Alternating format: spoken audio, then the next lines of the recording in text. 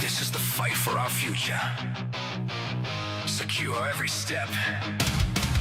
Real voters, real votes, unite for freedom!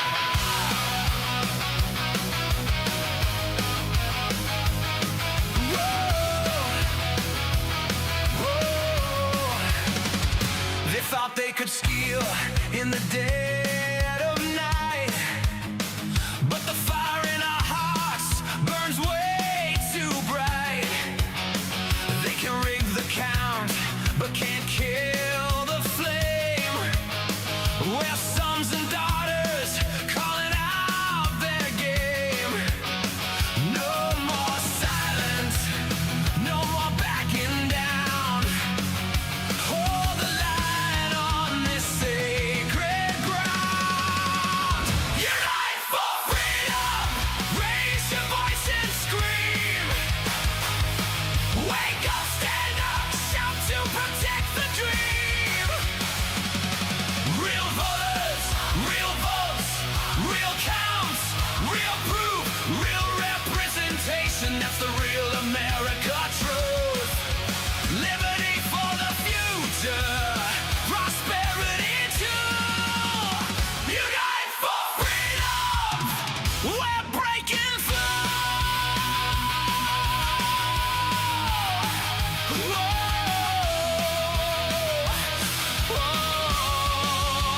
For our kids and their kids, we draw the line. Our unfailing effort must stop decline. Every citizen say from the heartland field, through the honor of God, we'll never yield. No more silence, no more backing down.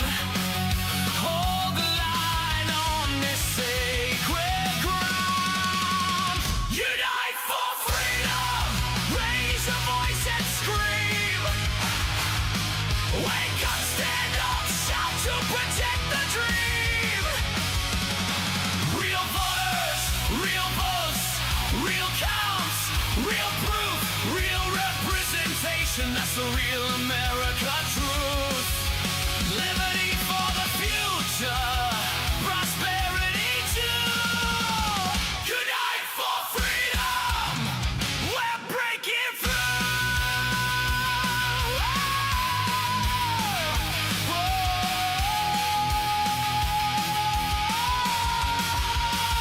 Unite for freedom!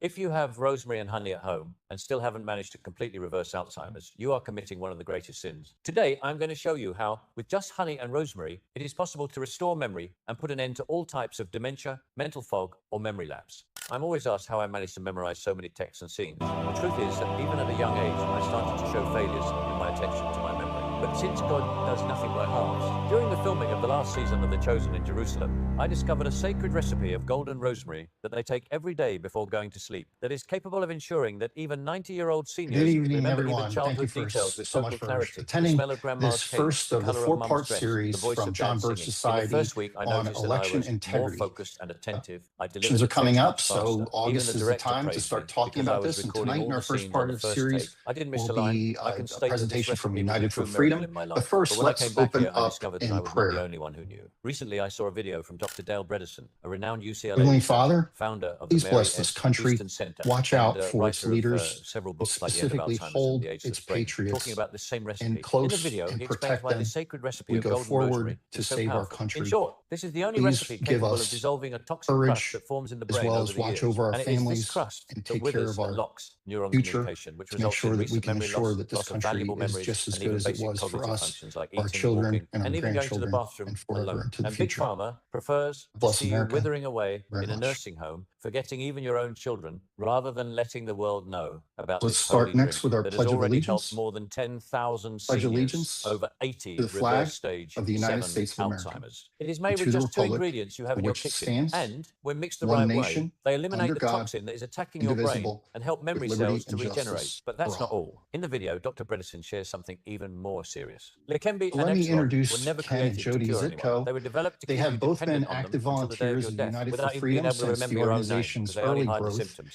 and instead of have fighting the served true as cause. Illinois' That was why I co-chairs decided to share Hope Dr. State Bredesen's Chapter. video. Just as God acted in my life, I hope to act in the lives of hundreds of people to bring the light and truth about memory loss through this recipe. And I swear to God that if you watch the video and follow the recipe exactly as it should be and do not show improvement right in the first week, I myself will go to you to apologize personally and fund any and all treatment that you decide to follow. God is answering your prayers right now. So click learn more and watch the full video to start following the sacred golden rosemary recipe today and say goodbye to mental fog, forgetfulness, and difficulty concentrating.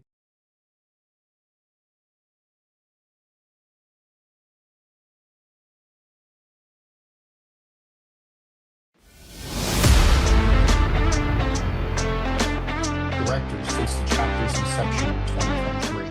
Jody and Since Ken Zickel, December thank of you very much. Been on the 2024, show they've before. also served And as United for Jody and Freedom's Ken are executive experts in Illinois administrative for the board, voter fraud. They've been spending so much helping to time and support effort the on this. So organization's glad to have you national on and leadership, enlighten strategic some of the folks initiatives, here. and operational growth. So tonight we're going to Ken talk about has the growing alliance led between the medical fraud United for Freedom networks data and team voter since fraud December of operations, 2024, sophisticated double working dip alongside scams, stealing national your money network of data and scientists undermining and our votes. volunteers These to criminals are analyze involving official fast. They're using election fake records records, and support kickbacks, the insider access. organization's They turned research healthcare efforts. scams like the Jody Macon has County, focused Georgia on case where the volunteer therapist engagement for the allegedly billed millions. 2 years, helping to recruit, organize, and support volunteers across Illinois while assisting the chapter's developments, outreach, and educational.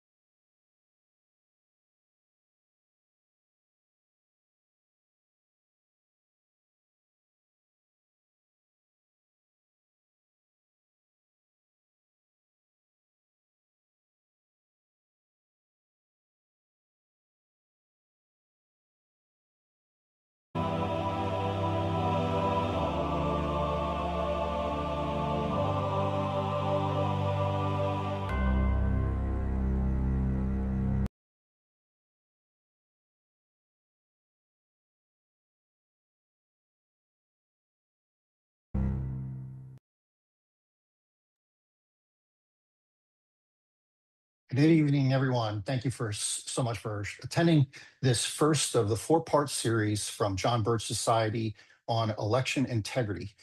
Elections are coming up, so August is the time to start talking about this. And tonight in our first part of the series will be a presentation from United for Freedom. But first, let's open up in prayer. Heavenly Father, please bless this country, watch out for its leaders, and specifically hold its patriots in close and protect them as we go forward to save our country.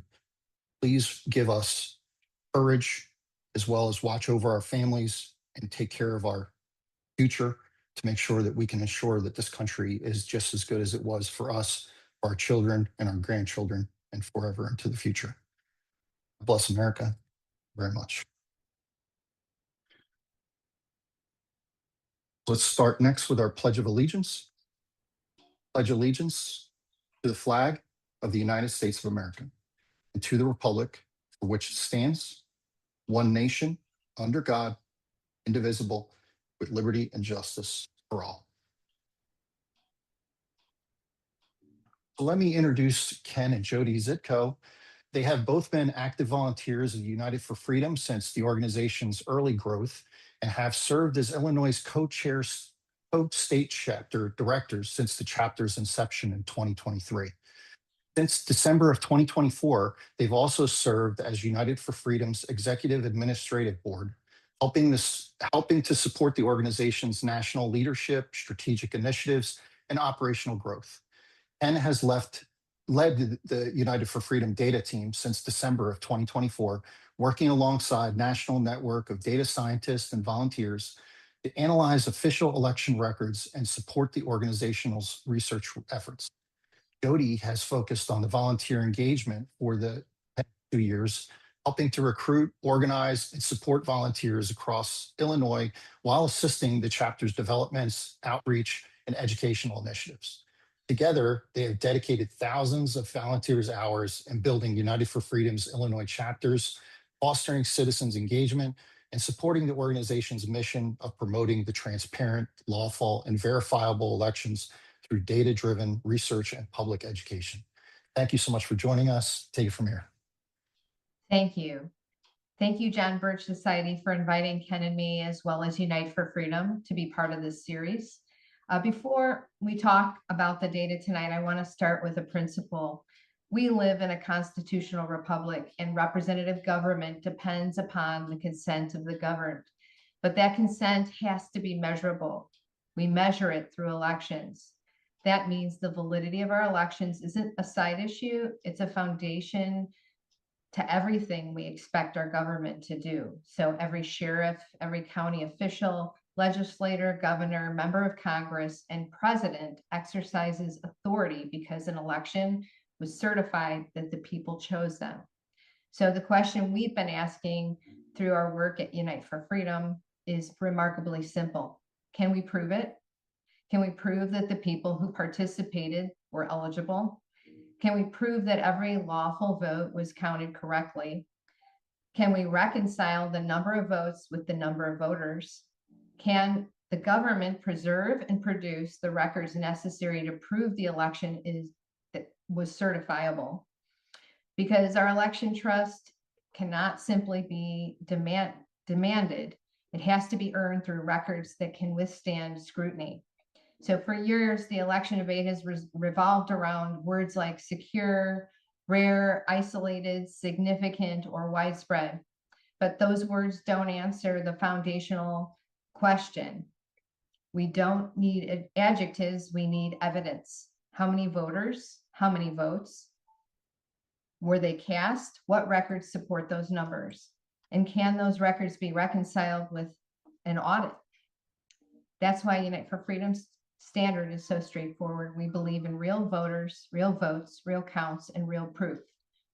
So ultimately, therefore, we would have real representation. So the good news is that we don't have to invent an entirely new framework to demand that accountability.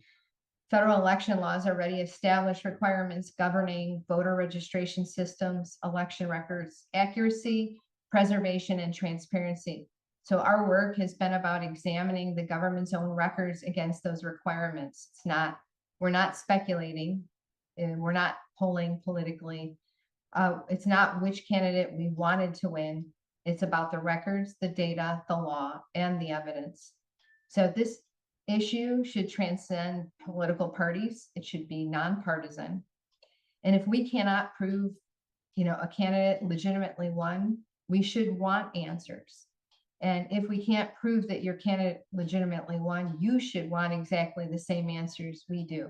So that standard shouldn't change depending on who wins. So tonight Ken's going to show you some of what we found by examining the actual election records. As you listen, I'd ask you to keep a question in mind. If the government certifies an election, should the government be able to prove that certification? We believe the answer must be yes, because without valid elections, we cannot guarantee valid representation. Without valid representation, the fundamental promise of our constitutional republic begins to break down. And with that, I'm going to hand it over to Ken. Thanks. I'm going to share a presentation that we've prepared. So we have a little bit of visual aid to follow along with.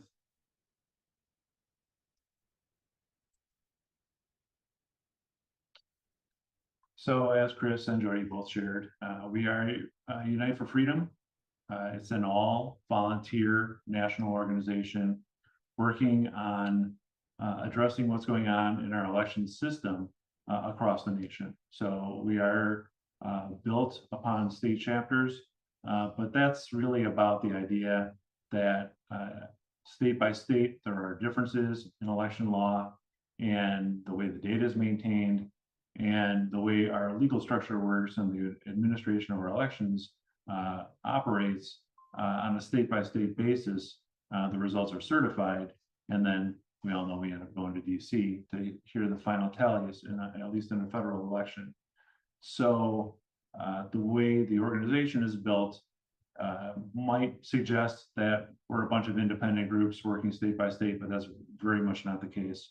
We recognize as an organization and across our volunteer base that we fix this thing by fixing it nationwide. This isn't a problem that, oh, my county's the worst or my state's the worst.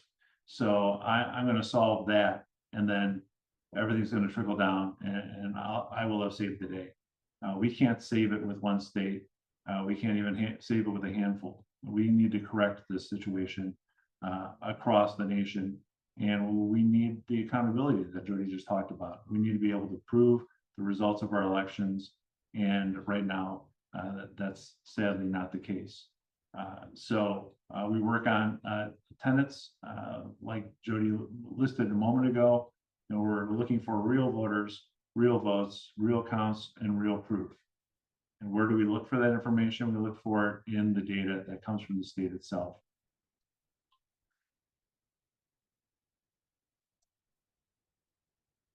Our organization is built on that data, and so sort of the foundation of the organization across the country is our data team. So we're led by Harry Howry.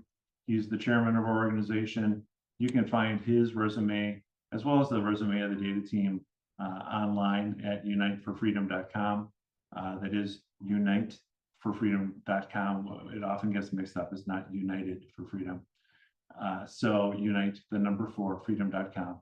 Our data team consists of nearly 100 people, various degrees of experience and expertise, but we have data analysts, data architects, many career data engineers, about 700 cumulative years of experience across the team.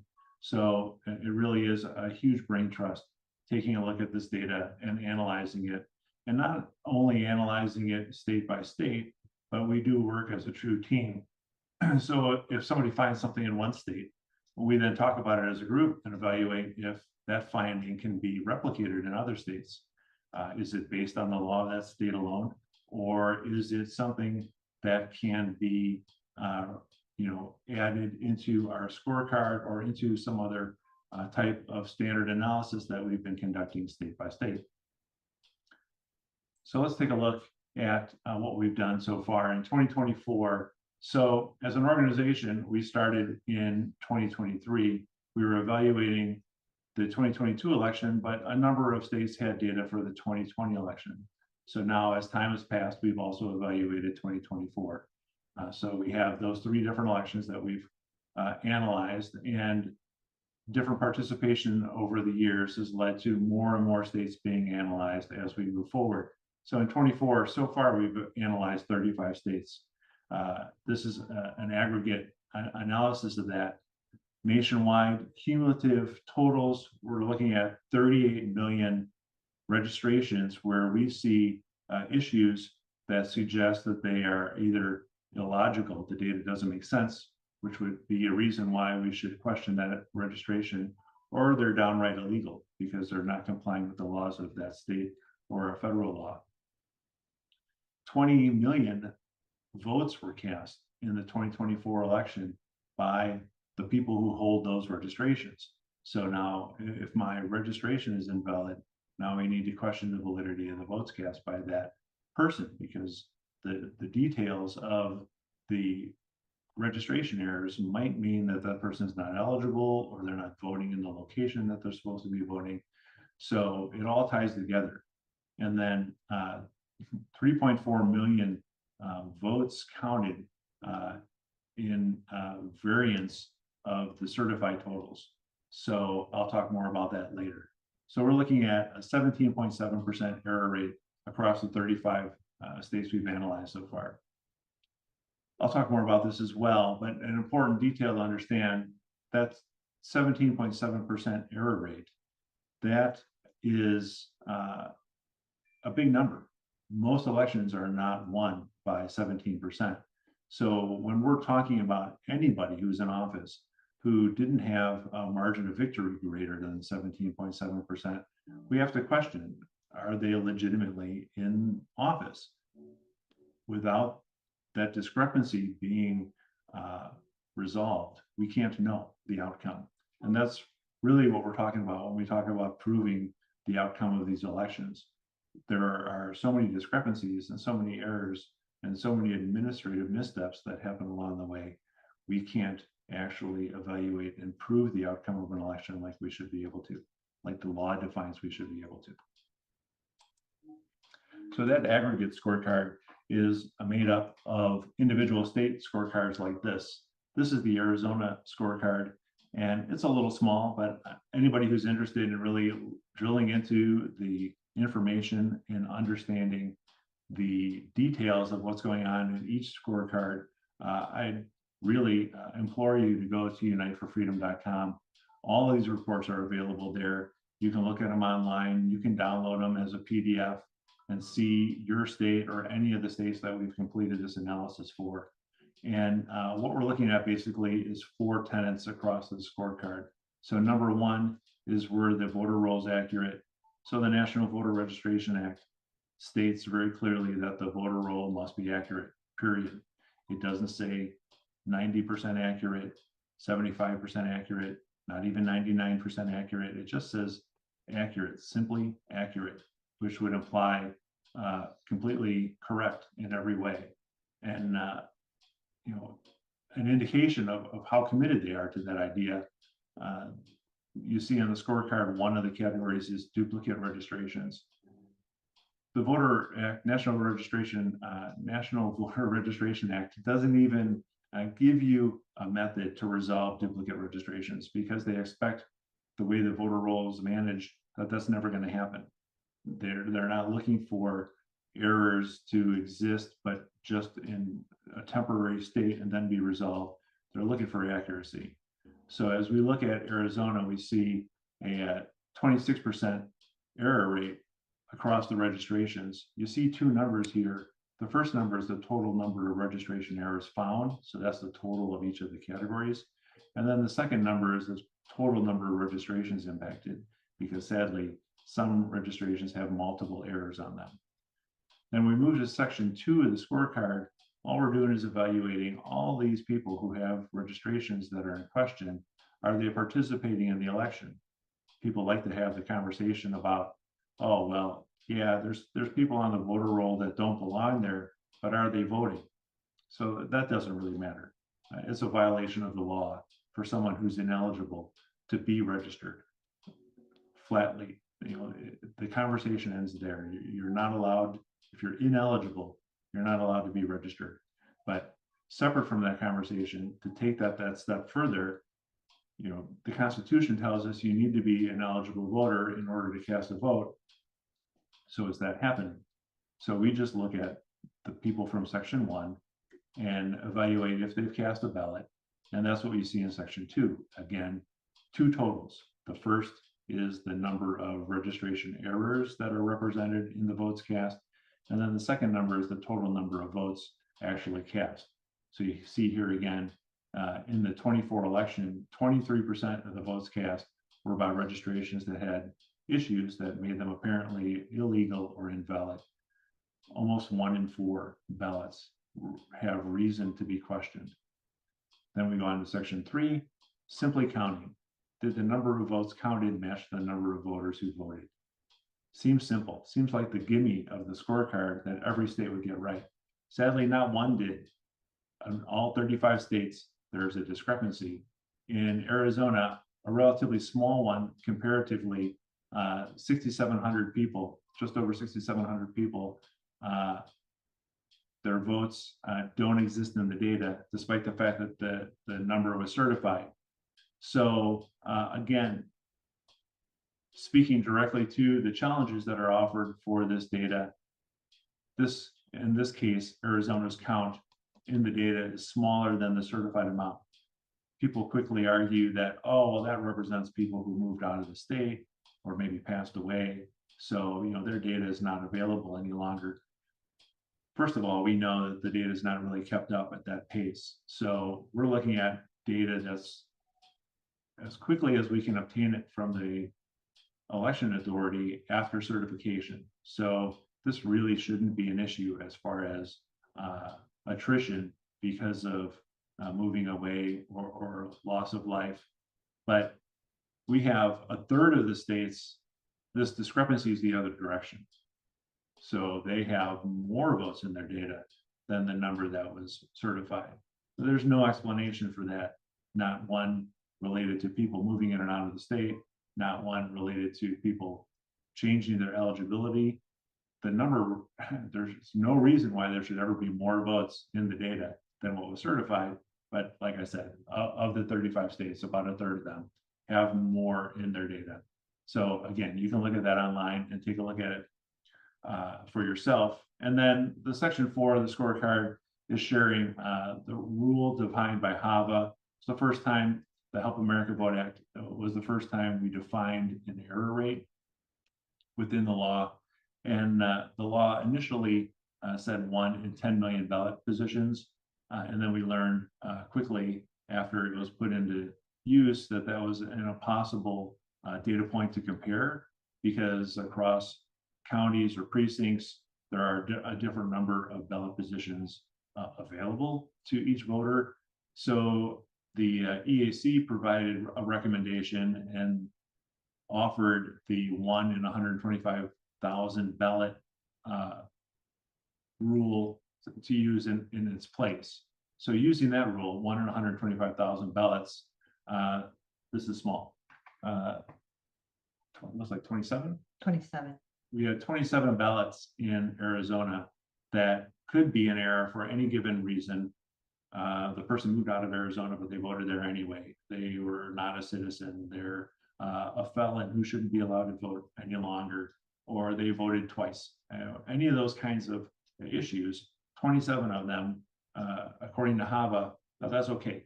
We can let that go, and we still consider it a certifiable election, because elections are very important. We want them to be accurate, but recognizing absolute perfection is unreasonable.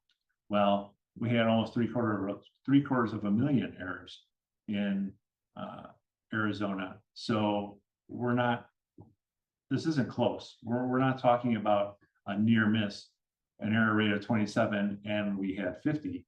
We had, well, actually almost 800,000 errors. So who defined that 27 too? Well, the 27 comes from that applying the error rate. So that's the 1 in 125,000 divided into the number of But that's votes. The Department of Justice. Right. Well, it comes out of HAVA. So Right. the Help America Vote Act defines that. And then the Department of Justice is the one who enforces it, because that's a federal law. So we'll move along. We're from Illinois. So I'm going to share some more reports from Illinois because we have a little bit more analysis that was completed there. And simply because the team has been consistently the same group in Illinois for a longer period of time. So we have in Illinois, it's a slightly larger by population state. So we have about 8.1 million registered voters. And in those 8.1 million registered voters, we have over 4 million registration violations we can find, which impact nearly 4 million individual registrations. So we're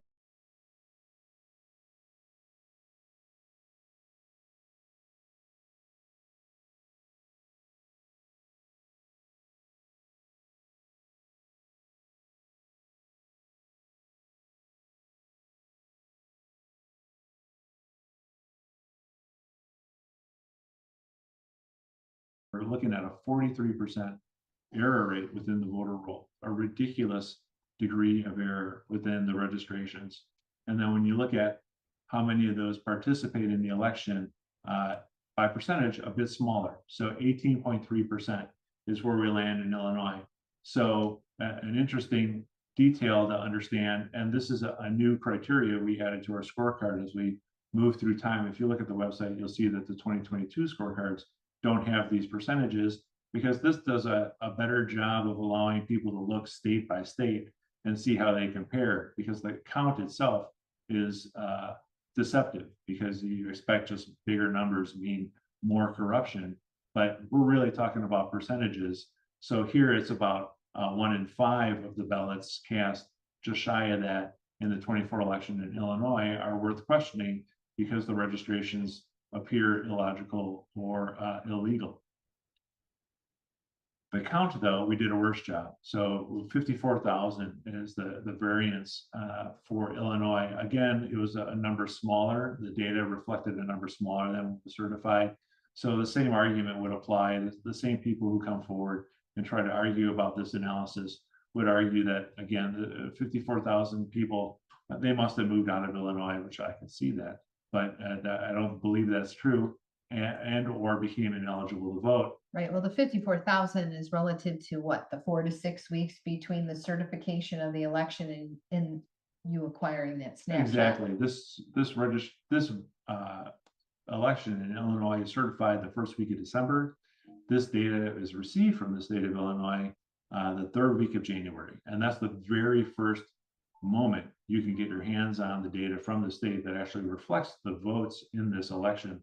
Prior to that, there's releasing data, but if you get a data set in December, it doesn't include any of this election because they're still, I guess, working on the data and making it, acceptable for distribution. So whatever that means, whatever is happening with the data, it's not made available to the public until January. So this is literally about 6 weeks after certification that of this number, that this data was released that included this number. So, and then HAVA again shares, skipped ahead there. HAVA defines 46 votes in Illinois because we're a slightly larger state with a slightly larger voter turnout. So again, that 1 in 25,000, 1 in 125,000 number comes out to 46, but we're over 1 million ballots worth challenging because the underlying registration appears to be invalid or illegal. So our total in error, 1.1 million, 19.3%. So very, very close to 1 in 5 ballots in question. So, this 1 in 125,000 ballots is 8 10,000ths of a percent. It is an extremely small number. 20% error rate is ridiculous. In a corporate environment, that sort of error, the people running this operation would be fired. That would be just completely unacceptable. And here we find ourselves somewhat handcuffed, kept from expecting accountability from the election authorities who have the affirmative duty to run these elections in a way that complies with the law. Complying with the law would mean 46 errors in Illinois, not 1.1 million. Right, but that 19.3% is the error rate, right? Per this the analysis. The overall total error rate for the election. So that takes in the total in section 2, the 18.3%, plus the discrepancy, the vote to voter discrepancy. So that combined comes up to the 19.3. Right. So in an event like this, in the 24 election, we would probably look back at all the elections that, the margin of victory was less than, and in most elections when, they're running in a contested race, they're much lower than 19.3%. So right, and in 2020 and even in 2024, the presidential race in some states, in a blue state like this, demonstrates a big swing. So it might be greater than 20%, but nearly everything on the down ballot, like Jody said, if it's a contested race, a 20% margin of victory is rare. We know it was the 2022 election for our governor, J.B. Pritzker, but that election, we had a 14.7% error rate, and he won his race by 12.2%. So that would be an example of what we're talking about. The error rate exceeds his margin of victory. So we have every reason to question whether or not he legitimately holds that office. And this is where we get back to, we should be able to turn to the election authority and say, okay, well, federal law says you need to retain all of the documents and everything necessary to essentially recreate this election and prove to the public that the results you certified are accurate. Well, that's a part of what Unite for Freedom is trying to do now, is challenging the election authorities and asking them, where is that data? Let's see it, or let's see you first tell us under oath that you have it all. And because for the 24 election, we're still within that 22-month federally defined window.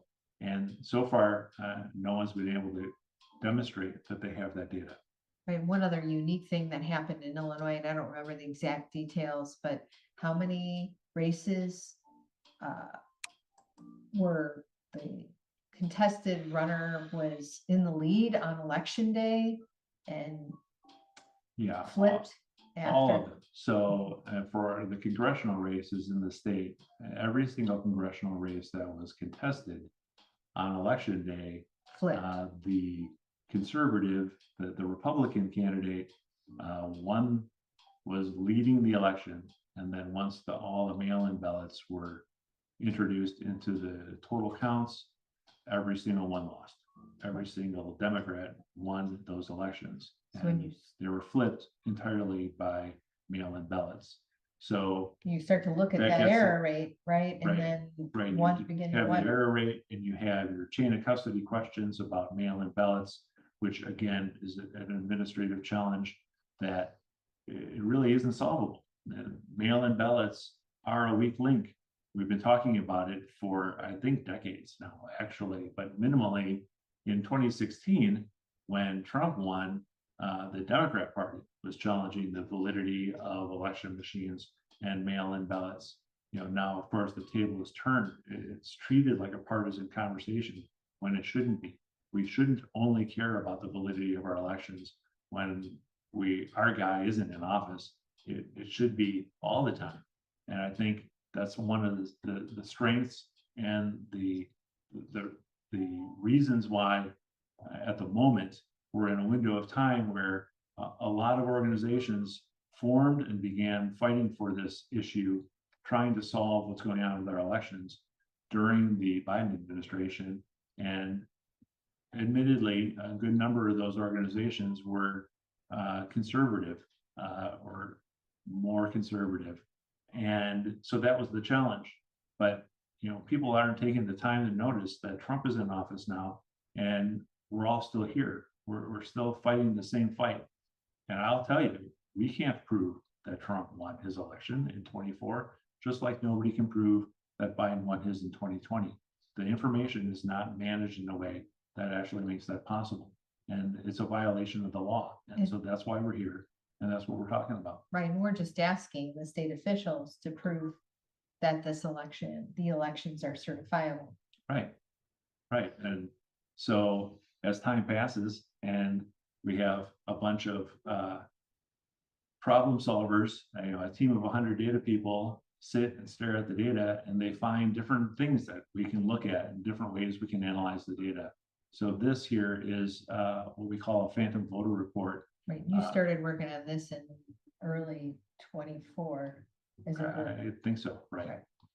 So what we're doing here is looking at not early 24, early 25. Right, because this is for the 24 election. But what we did here is took a look just at the people who voted. So the entire population of what we're evaluating are people who participated in the election, and only people who participated. So we worked with an outside company, a commercial company, who did this analysis for us for a number of reasons. One, they have tools that we don't have. So in order to try to trace a person and determine if they're a real person, you need the sort of tools that banks or landlords use to verify your identity when you're trying to get a loan or trying to rent an apartment or a building. So or the kind of tools that, like a skip trace person would use to track down somebody who's literally trying to hide from someone else. So we don't have those kind of tools at our disposal. We're good with data, but that's a different way of approaching data and information. And you need to be tapped into a bunch of systems that we don't have access to. And then once you start doing this kind of analysis, you end up handling PII, which is personally identifying information. Well, we don't. Unite for Freedom doesn't. Well, if a person is working on this kind of data, they end up handling it, and we didn't want to be the ones doing that. So that's why we hired an organization to do this work for us. So as I talk about this report, I'll be talking about Social Security numbers, but we didn't handle anybody's Social Security numbers or do any analysis of them or verification of them ourselves. We had an organization do that for us. But the way this analysis worked is we gather up some area of some geographical area we want to analyze. In this case, we chose 4 counties in Illinois: Cook, DuPage, Kane, and Winnebago. Cook and Winnebago have a particular distinction. They're one of 6 places in the state where we have a county that has a separate jurisdiction ID inside of it. So Cook County has Chicago, which is a separate jurisdiction, and Winnebago has Rockford, which is a separate jurisdiction. So we chose those 2 for that reason. Very, very large, colossal one, and a very small one in comparison. And then DuPage and Kane are 2 big collar counties. Right, they're about 1.2 million voters. Right. Combined. And so it was a mix of different things and different sorts of leaning, reddish, bluish kind of thing, which again, I feel compelled to say when we talk about red and blue states or red and blue counties, all we're doing is referring to the same data that I'm talking about. That's a mess. So the idea of calling a Cook County blue and Winnebago red is really an unfounded statement, because it's relying on data that, all I'm doing here is demonstrating what's wrong with it left and right. So looking at this particular report, the sample of voters who participated from those 4 counties was the 2.9 million number that you see on the far left. And what we did is took a statistically relevant sample from that data set, had this organization do an analysis of it, and then by proportion, that gives us this result set. So what they did is evaluate the people by name, sex, and age, try to determine if they can find those individuals in any other government database outside of the voter roll. If they can, great, they pass and they move along. Then they'll look at the address that the person says that they have. Is that a real address? If it is, great. Now they've made it through the second step. The third step, a little trickier. We need to make sure that that person and that address are affiliated with one another at the time of this election that we're saying that they participated in. So if they pass that test too, awesome. Seems a lot like they're a real person so far. Along the way, this organization would have collected a Social Security number for this individual that we're thinking is real. So the second phase of the study or the analysis is to look at that Social Security number, determine, is it real? Is it a real Social Security number? And is it the real Social Security number for this individual? So they pass all those tests. We land on a conclusion that we think they're a real individual casting a vote, eligible. That's great. Unfortunately, in this particular case for Illinois, we found 1.3% of the voters didn't seem to exist outside of any other database. 10.4 were not in compliance. That means that they had either an invalid address or they were never at that address. And then 2.1% had problems with the Social Security number that popped up along the way. Even though it seemed like they were a real person, this real person doesn't have a real Social Security number. So that is the analysis output. And then that 1.1% is the vote to voter discrepancy that we saw in section 3 of the scorecard. So the total discrepancy that we find is 14.9%. That discrepancy is a discrepancy in being an actual person. So it appears as though 15% of the people who voted in the 2024 election in these 4 counties don't seem like they're actual people. We can't find evidence outside of the voter roll that they're actual human beings who exist somewhere.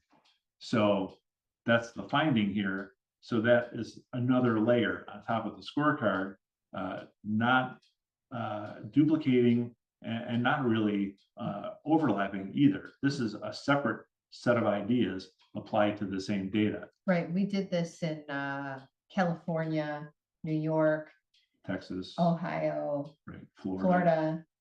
Am I missing somebody? Colorado. Right. Yeah. And the interesting thing I just want to bring up too is this phantom voter report. A lot of people think, oh, Texas is red. And you mentioned earlier, red, blue doesn't really matter, because when we did this in Texas and Harris and Tarrant County, were those I forget them all. Harris and Tarrant were included. We're included in that one, and we're at 14.2 for Texas. Right. So So you see a number like 14.9, like Joey said, this is Illinois. Everybody thinks of Illinois as being blue and corrupt, thanks to Al Capone in Chicago. So they kind of go 14.9%. I would have guessed Illinois, but they don't act that way when you talk about Texas having 14.2% in the same sort of problem. They don't appear to be real people voting. Now, we could start having a conversation about the border and all of that going on that might explain that. But again, that's not really the point. The problem exists. It's not about coming up with an excuse for it. It's about solving the problem. And then our last slice and dice of this data is vote tampering. So here again, we're looking at Illinois. We've done this sort of analysis in a couple flavors. This is what we refer to as a low resolution vote tampering report. So this is post-certification changes to the vote totals for an election that's been certified in the past. So obviously post-certification would mean it's certified in the past. So we look at the 24 election. We just have one comparison, but it's comparing that very first snapshot that the scorecard is based on that came from January of 2025 to a relatively recent snapshot from May of 2026. And we see a variety of categories there. In the white line, you've got 2 categories, yes to no and no to yes vote. What that means is in those 2 snapshots, so I'll just refer to them as snapshots A and B, A being the one from 2025 and B being the one from 2026. In the white lines there, the voter exists in both snapshots, both A and B. So like I can just refer to myself as an example. I'm in both of those snapshots, but the data shows a change in vote participation data for a person who exists in both snapshots. So the January of 25 data set was post-certification, supposedly reflects the closest thing we have to a snapshot of the election. So we have over 100,000 people who had a vote in that election immediately post-certification, but then almost a year and a half later didn't anymore. And they're in both snapshots. And then a much smaller number, but still a number you can't ignore, of people who had no vote in January of 25, but then in May of 26, they do somehow have a vote for an election that happened in the past. So very difficult to understand. In both cases, no logical, like physical explanation for that change in the data. The blue line's a little bit different. We have, in this case, the whole voter and the votes are in one snapshot, but not in the other. So that first line, vote and ballot deleted, means that the voter and the votes associated with this election exist in snapshot A, but not in snapshot B. And that's a standard way that this data is managed state by state. I manage data professionally. I'm not saying that this is the way data should be managed, but the way all of the states provide the data is if they remove a voter from their voter roll, all of their vote participation data goes away. you don't get to see it anymore. So that's what's happening here. 111,000 voters went away in a year and a half, and so their votes went with them. That would be the only line in this report that at least there's a conversation that can be had about why those records have changed. But then the next one, 17,000 people showed up later. They weren't even in the voter roll in January of 25. They were added to the voter roll by May of 26, but somehow showed up with a vote for an election in the past. So that one, again, there's no explanation for that. So we see 250,000 changes to the voter participation data, 254,000 changes in about a year and a half. So this is, we like to use the phrase, you know, if this election should have been certified, why are you changing the records? And the inverse, if you needed to change the records this way, well, then why was it certified? You know, it doesn't make sense. And we haven't received an explanation yet. And you mentioned this was a low Resolution. So why don't you describe what? Right, the low resolution High is resolution. this kind of thing that you're seeing where it's a large number of months between snapshots. So here, 18 months. We usually do like a year to 18 months between snapshots. We have high resolution reports, which you can see on our website. We have a bunch of these, and we haven't shared all of them with the public yet, but we're getting there. We're releasing them a little bit at a time. This one you can see there. We did high resolution reports for Texas. In the middle of their primary, right? Right. The state of Texas has specific laws at the state level that require that they share their data far more frequently than most states do. So their data is available actually somewhat live during early voting. And we, in 2024, and then in the 26 primary, applied some techniques to really drill into that data and take a look at it and see what was going on over the course of the election. We kind of expected to find nothing. During early voting, you would think the process would be relatively simple. John Doe hasn't voted, so he's not on the list. And then one day during early voting, he goes and votes, and now he shows up on the list. And then he sits there, one record on the list until election day, and then they do all the rest of the stuff. We learned in 2024, which is why we really drilled in during the primary, that that's not the way the data looks. That's not what is happening. What's actually happening is John Q. Public's not there because he hasn't voted yet. And then one day he goes and he votes. And if things turn out right, he shows up with just one record initially. But then a few days later, maybe there's 5 records. So it looks like John voted 5 times. And then a few days later, maybe a dozen more. And then a few days later, maybe we're back down to 1 or 2, or maybe none at all. Maybe John's disappeared off the list entirely. What was the most you found on a single? We refer to that as oscillation. And we had the voter who oscillated the most times, meaning they showed up, disappeared altogether, and showed up again. The most times was 5 that they did that. And then the voter who had the most votes, we essentially called them stacked on them when a voter had multiple records that should represent a ballot in this early voting data. I want to say 123 was the most that any one voter had. And then, not to worry, they went somewhere, but where they went, we don't exactly know. But there's a lot of movement. So you can see a results report for the 2024 election for Texas and the primary that is a separate one for the Democrats and Republicans. And that was statewide, right? Yes, statewide data. So there was a lot of talk about Texas and Birch County during the primary, but our report is looking at the entire state. And this condition occurred in every single county except for Dallas.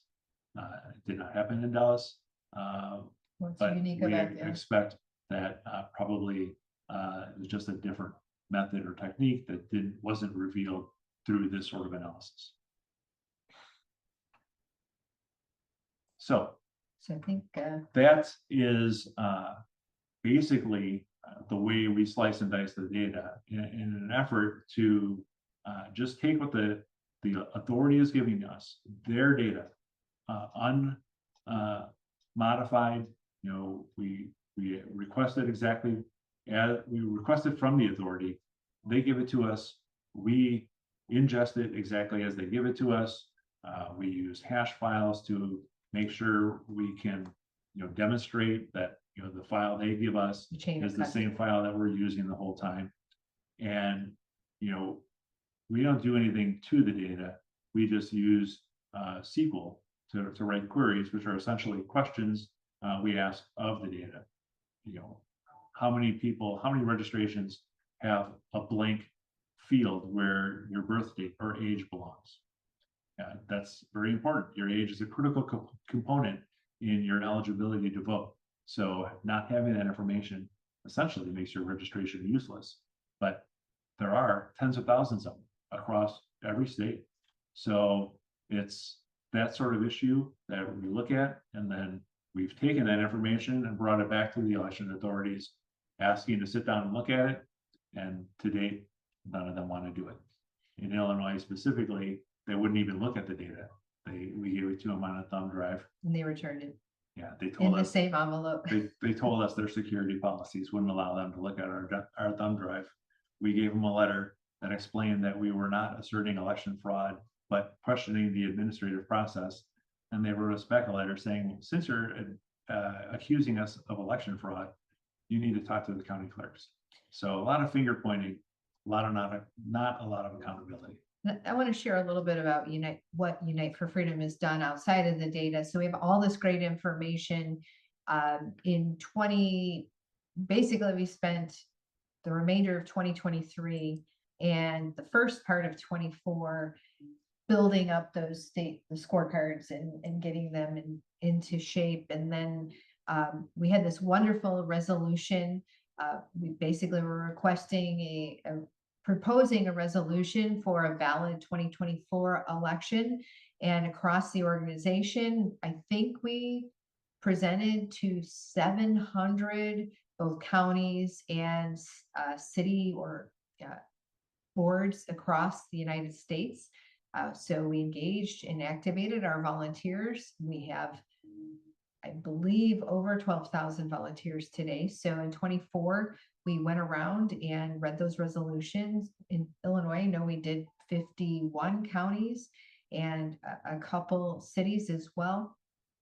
And then we, in 2025, once we got our 24 scorecards pulled together, a number of states went around and began reading our resolution for a valid 26 election, bringing our findings and our data to the county and city boards to inform them of what we were finding and asking for a certifiable election in 26.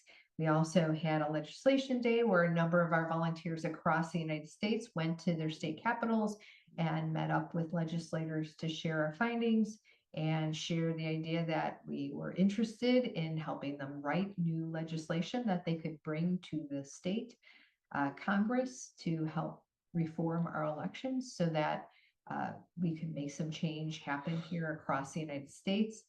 And right now we are very activated with our volunteers across the United States. Basically, a number of our volunteers are filing pro se litigation. We did a number of HAVA complaints. A number of our volunteers did pro se in their state. And we're also focusing on federal lawsuits as well as other complaints around the National Voter Registration Act as well. So we have a lot of great information, and anyone who really wants to learn about what's happening in our elections and get involved, I think we have so much great knowledge and data to share to help inform more people about what we've discovered across the country. So how do people help? Well, you get involved, you can sign up to be a volunteer. The litigation we're doing, some of it, the federal litigation we're doing requires, attorneys and filing fees. So we are looking to raise resources to help us do that. We are, I said we're 12,000 plus volunteers in Illinois. I know in order to get geared up in just a short period of time across maybe a total of 15 to 20 volunteers, we were able to quickly raise about $11,000. But, I would say each of those certification suits might cost us somewhere between, $20,000 and $50,000. So we would like to do that in several states. We've already filed in Pennsylvania. So you can take a look at our website to take a look at that certification lawsuit. And we'd be happy to open up the floor here for any questions. So hand it back. Thank you so much, Ken and Jody. I'm getting a couple questions in here, and probably well, you covered a little bit with the donation part, and on the screen they can follow you to the website. But can you go back and try, because a lot of our attendees are probably just learning about election integrity for the first time, maybe have an interest in it. Try to see if you can guide them. In my personal experience, there's usually two paths. It's where people want to share more information and educate and essentially share your social media, as well as probably people that want to actually physically get involved and volunteer and hopefully join your local chapters. So if you go to uniteforfreedom.com, it's unite the number 4 freedom. There is a tab, a button you can push if you want to volunteer. If you are, busy, if you're part of the John Birch Society and you have a lot of people are stretched thin, so they may already be volunteering all their time that they have to give. There's another button on there to go there and donate if they like. We have a 401c3 as well as a 401c4, depending on how the individual would like to donate to our organization.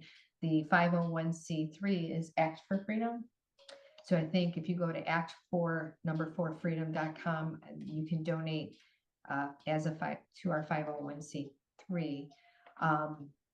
In terms of getting involved right now, we do a lot of educational. We have a tactical training that we do internally. So all our volunteers are invited to that.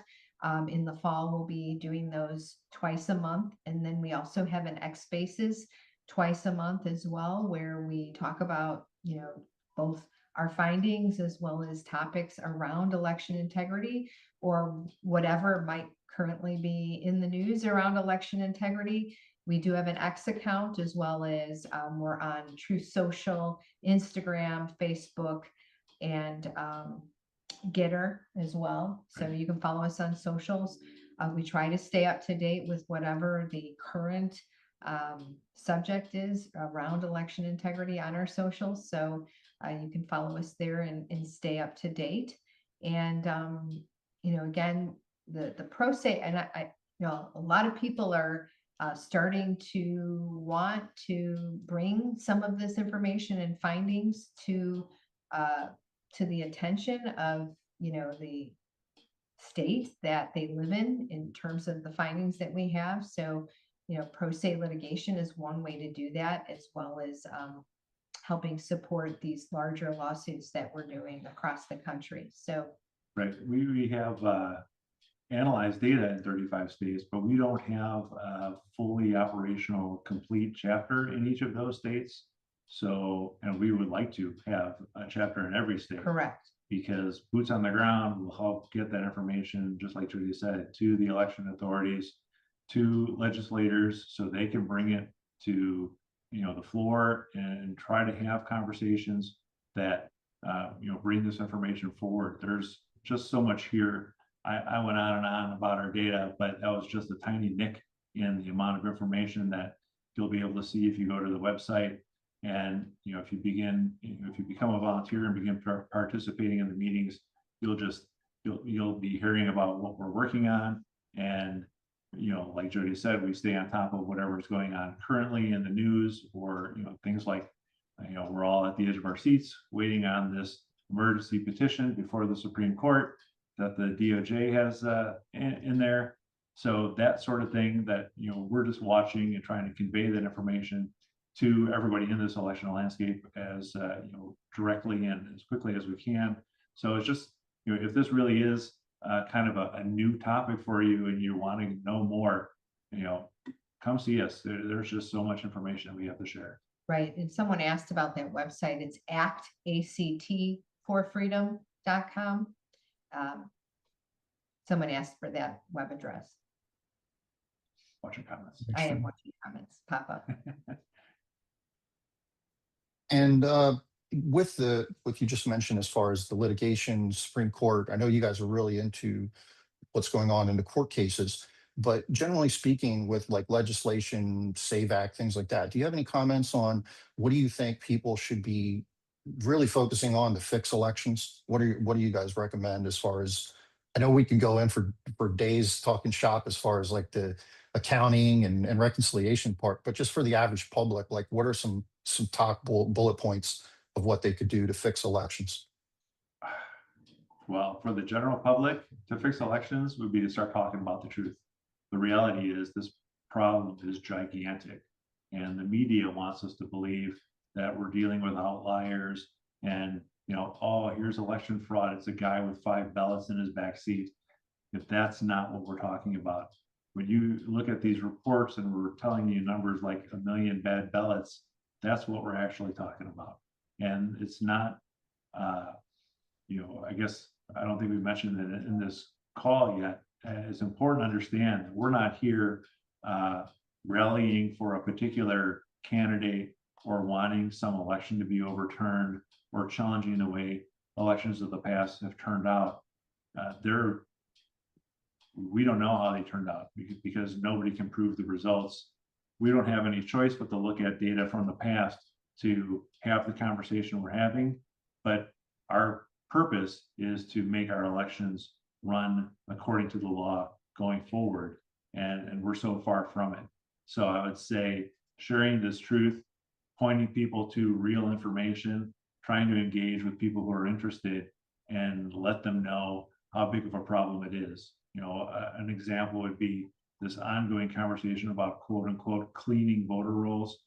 In Illinois, we're talking about nearly half of the registrations potentially have a problem. We can't look at 4 million registrations before November and figure out if they're okay. A reasonable solution to that problem might be, registering from scratch. Right. And when people understand that that's the kind of problem we're dealing with, and that's the kind of solutions we're going to need to solve them, this may become easier to accomplish. Right. And I think being well informed is really important because there's so much information out there floating around. And I think it's really important to be well informed, to have true information, have the truth, because it's really hard to go out and share it if you don't have all the facts. That, like Ken just said, cleaning voter rolls in a state where half of them have these irregularities is an impossible thing to do. There are researchers out there that actually have followed some of the states who have, some people are out there winning lawsuits to clean the voter rolls. I think in California, they had one, I don't remember what the total number was, but the state went back and said, well, we don't have the bandwidth to clean the voter rolls. And they ended up deciding that I don't remember what the number was, but they eventually did it. But their first response was they were going to require 100 years to remove the right. registrations from the rolls, because they could only do like 1,000 a month or something like that. And it was over 1 million that they had to remove. It was a ridiculous, it's just the back and forth, the excuses and the finger pointing, and if we would just put as much effort as everyone puts into trying not to be accountable into doing this right, it would be done already. Right. It would. And some research has gone back and they actually see some of those registrations coming back on the voter rolls after they're cleaned. So it becomes kind of a, this two-step tango that's happening or what have you. So being well informed, like I said, if you don't have the time to volunteer, please, keep track of us on socials and keep up to date with what we're doing and what we're finding and the progress we're making. We really, right now, 26 is right around the corner. I mean, it's only less than 120 days away. I Less than suppose 100 days. 100 days away, right? So we need a full court press on this litigation strategy that we're doing pre-26, and then from our viewpoint, we might have another just shy of 2 years with the Trump administration being in office, where they seem to be more focused on getting this thing fixed. So we're short on time. The time is now. The other thing I guess we didn't share was our history before, starting with Unite for Freedom, but both of us in 22 discovered when we were working with a U.S. Senate candidate in Illinois that both of us had votes on our voting histories in the 2010, 2014, and 2018 midterm elections, despite the fact that I had never voted in a midterm. Neither did Ken until 2022. So we're also not here, they'll say you're an election denier, or, we might be bringing some really kind of hard news to hear. And I get some people might want to throw their hands up and not know what to do. But once we saw that on our record, we actually did a 1,300 person kind of, I guess I call it a survey, where we went around with that candidate and did our same voter histories we had for ourselves on 1,300 people. We found about 57% regularities, votes on your record when you didn't vote, votes when you did. One of the things we did learn with that is that if you are a good voter, a regular voter, meaning you show up at every election, you're less likely to have something suspicious on your voter history. So we say you got to go vote in every election, that you can. We got to keep going. We can't give up. Right. This message could be discouraging, understanding We that understand our that, elections are being maladministered right now, but we're trying to fix that. And in the meantime, We we're need you asking voting. everybody to continue to Right. vote. Yeah, more participation, less is most important. And then we have a couple of people asking questions about the machines, hand count ballots. Do you have any comments to those as far as how the elections are actually done right now? Well, certainly, I think we all understand now that the machines are a black box, just a opaque element in the system, and that's not okay. The entire wherever we land, there's a lot of controversy about we can never have a computer involved in elections again. I think that's a little extreme, but the idea of a third-party device that has proprietary software and we can't see inside, and you just feed the paper in and accept what it says, that should not be a part of the system. It should never have been accepted as part of the system. And we need to solve that and then not allow that kind of solution to exist again. Wherever we land, we need fully transparent and auditable elections. Hand counting, I think it's a great solution. There are a number of people and organizations out there across the country who have come up with methods. Everyone I've seen looks pretty good. And they're way more cost effective. Yes, they're more cost effective. And, there are people challenging that method, but it's all we used to do. And we pulled it off. And, just like the other fake news that you hear out of the media all the time, it's clear that there are people trying to beat down that narrative before it gains any ground. So, I think that's the direction we need to go. But again, the more voices we have talking about the problems we need to solve, the easier it's going to be to convince somebody we need solutions. Right now, the mainstream narrative is there's nothing to fix. Right. And I do think, we've looked at the math. I think we've talked a little bit about, so 8.1 million registrations, if you're not, to hand track those registrations, I think would probably be extraordinarily difficult from a bandwidth perspective. So it's definitely a system that you combine the system and the machines, and then this registration problem that we have, and then the voter history tracking problem that we have. It really all has to be sorted out, and we have to be able to prove it. It has to be certifiable. It has to be trackable. It really needs a serious overhaul, I guess I would say. Hopefully that answers the question. I have ideas, but if I throw them out there, we'll just start arguing about them.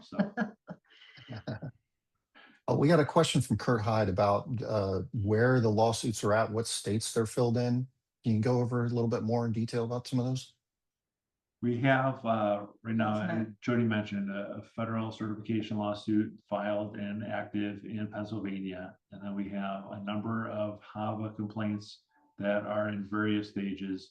In most cases, the authority is essentially, trying to avoid accountability, and they're summarily dismissing the complaints or providing responses that are Harry likes using the term a sham finding on the hearings. But so those are all in play. Everything that's in play is, you can see it on the website. We have a few things coming down the pipe. We like to not talk very specifically about what's in the pipe until it's out of the pipe. Right. So, but I will say, keep your eye on our site, because there is a lot coming down the pipe in the Right. next maybe 2 weeks. Right, and this is the time, so we, really need to focus over the next 2 to 4 weeks, I would say, Right. are really critical. Okay, are there any other questions over here?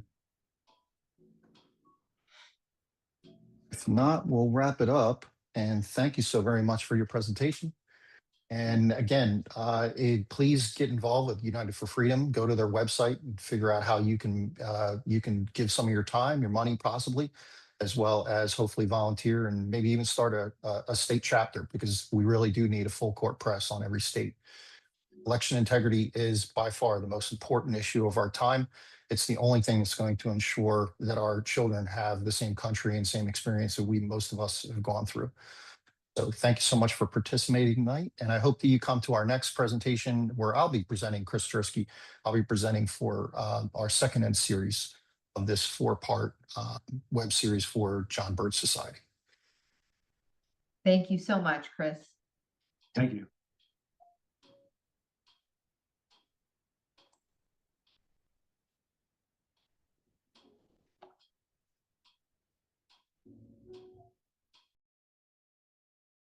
What butter really does to the body of someone with diabetes. That's why diabetes doesn't exist in Israel. It might.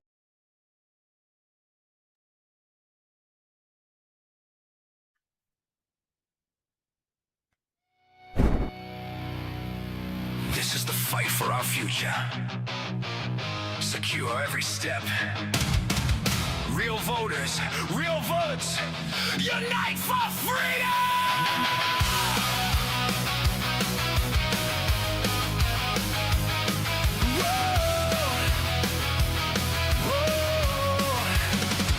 They thought they could steal in the dead of night, but the fire in our hearts burns way too bright.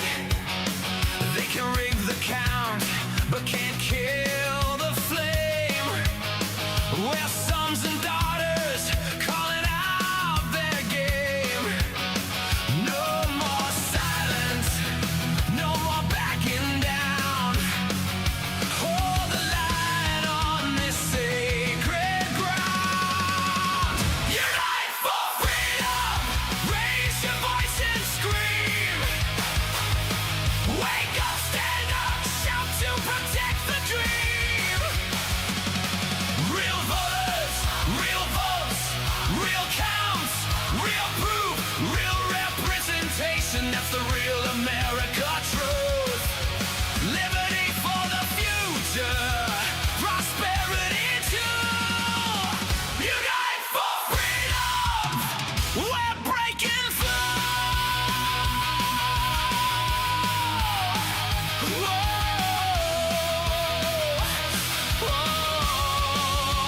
For our kids and their kids, we draw the line. Our unfailing effort must stop decline. Every citizen say, from the heartland field, through the armor of God, we'll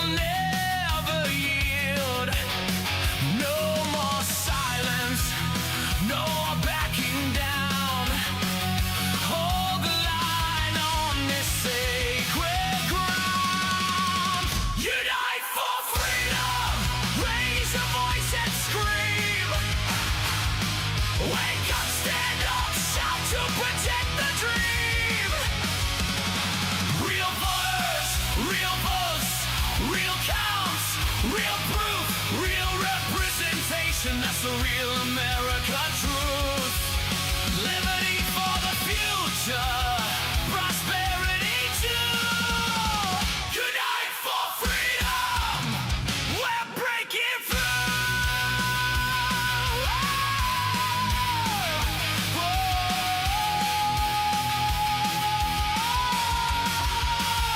Unite for freedom.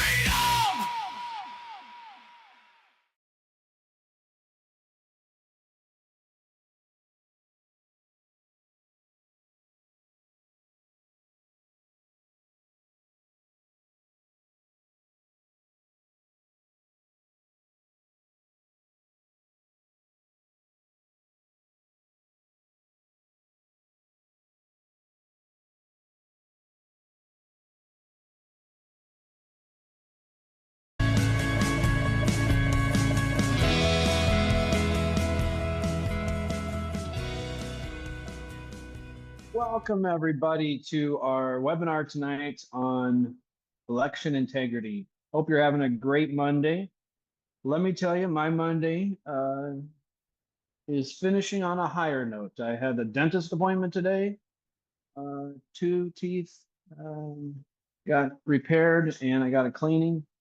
And so I got to spend 3 hours with the dentist. Hopefully you had a better Monday than I did, but it's good to be here tonight with you, and I hope you guys are having a great Monday night.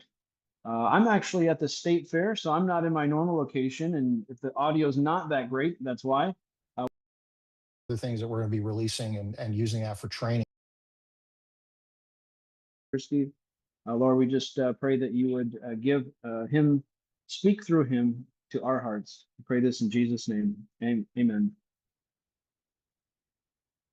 All right. Let's say the pledge. I pledge allegiance to the flag of the United States of America and to the republic for which it stands, one nation, under God, indivisible, with liberty and justice for all. All right. Tonight and next Monday night, as we listen, as we hear, Lord, that we would just think about what we can do, because it's not enough to know. We also have to take action. And so, Lord, we just pray that you be with us during this time, and with our speaker, Kris. Lord, we just pray that you would give him, speak through him to our hearts. We pray this in Jesus' name. Amen. All right. Let's say the pledge. I pledge allegiance to the flag of the United States of America and to the republic for which it stands, one nation, under God, indivisible, with liberty and justice for all. All right. Kris, welcome to our second night of the Election Integrity Series. We're glad to have you here. Before we get started with our Election Integrity Series, I do want to share one thing with you guys. It's one thing I get to do the new member orientation, and I always try to remember to remind people to check out the calendar. And what do we have coming up? So go to the JBS website, check out the event calendar, and we have some great events coming up. Obviously tonight and next Monday night, we're continuing our series with election integrity. There's also some in-person events that you can see if you live in those locations. We have a great practical steps to reclaiming American freedom where you live. That is going to be tomorrow night. And tomorrow night, our speaker is going to be talking about how can you go to your city website or your county website and find information. What are the clues that you need to find to figure out who is really running your city? Who are the real, people pushing the buttons behind the scenes? And so you are not going to want to miss. This is going to be a great webinar, practical steps that you can do. We also have movie night coming up on 8/21. And then also, not quite on this slide here, but in September, starting in the middle of September, we're going to be doing a Constitution is the Solution webinar series. And I believe that Wendy will put a brochure or a PDF in the chat. Yes. Please join us for our 7-week Constitution is the Solution series held on Mondays beginning September 24th. It'll go through October 26th. I do this twice a year. Every year I learn something. Every time I do it, I learn something. And everybody who goes with us has a great time. So if you register and you catch the webinars, I can guarantee that you'll have a wonderful time or your money back. So, okay. I want to introduce our speaker, Kris Jersky. I've actually gotten to visit with him. I'm also on his Telegram account, so I get some of his updates and a lot of great information. I'm really thankful that we get to hear from him. Kris Jersky is an entrepreneur who helps scale organization, troubleshoots security, financial, and operational issues, and then builds systems to fix them.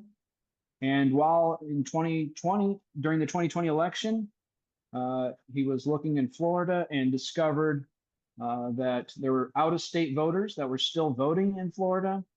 And so he created an organization called People's Audit to help Florida check to see who is voting in their elections and make sure that our elections are have integrity.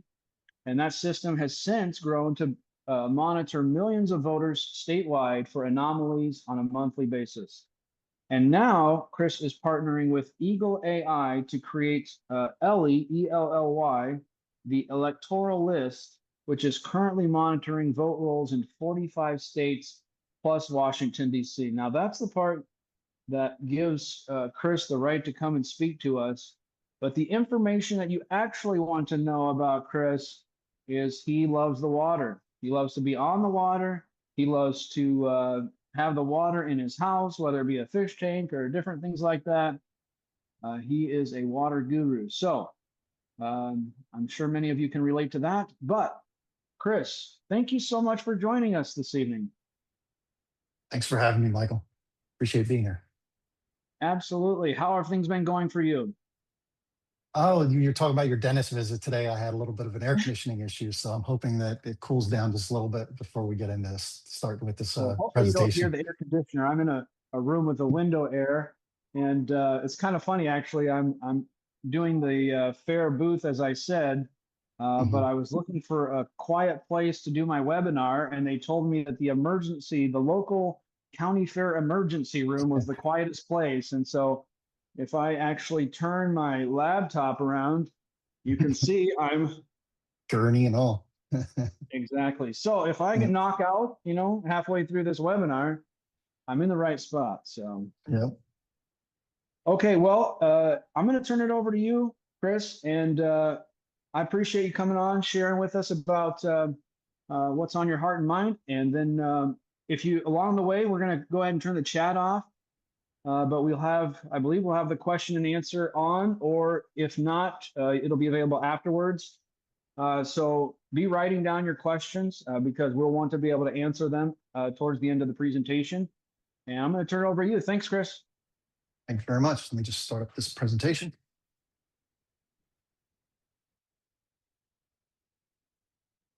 So you can see that?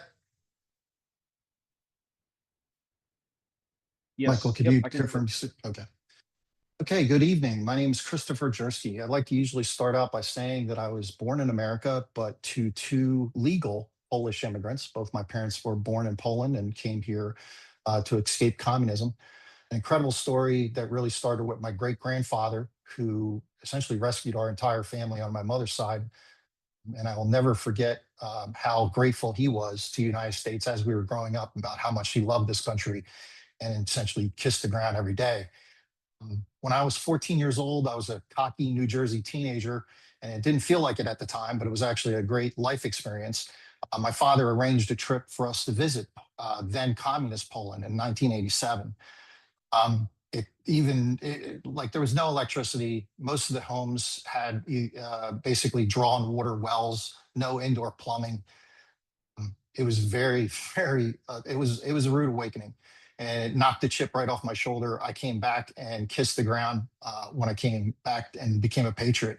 One of the things that was probably the most stirring was standing in a bread line with my cousin at the time and waiting about 3 hours to get a piece of bread that you could basically beat somebody to death with.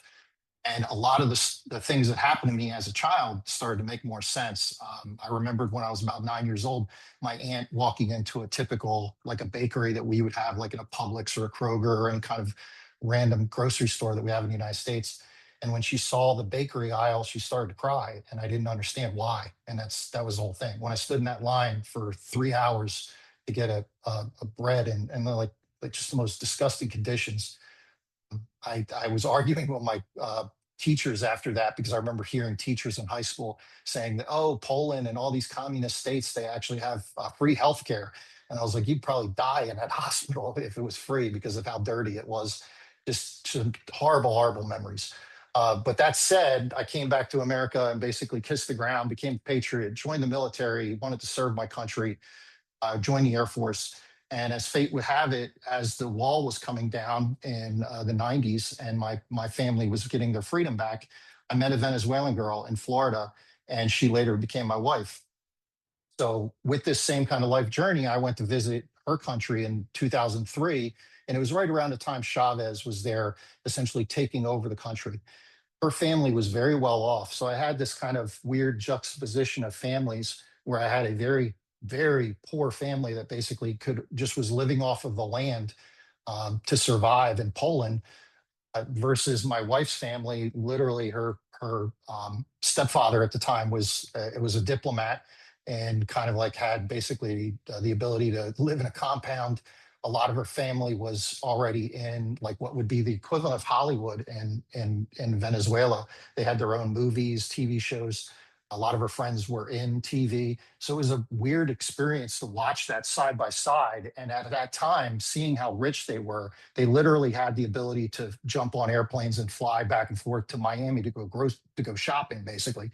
And there was a saying they used to say back then when I was visiting. There was like "tan barato, dame dos," meaning that's so cheap, give me two of those.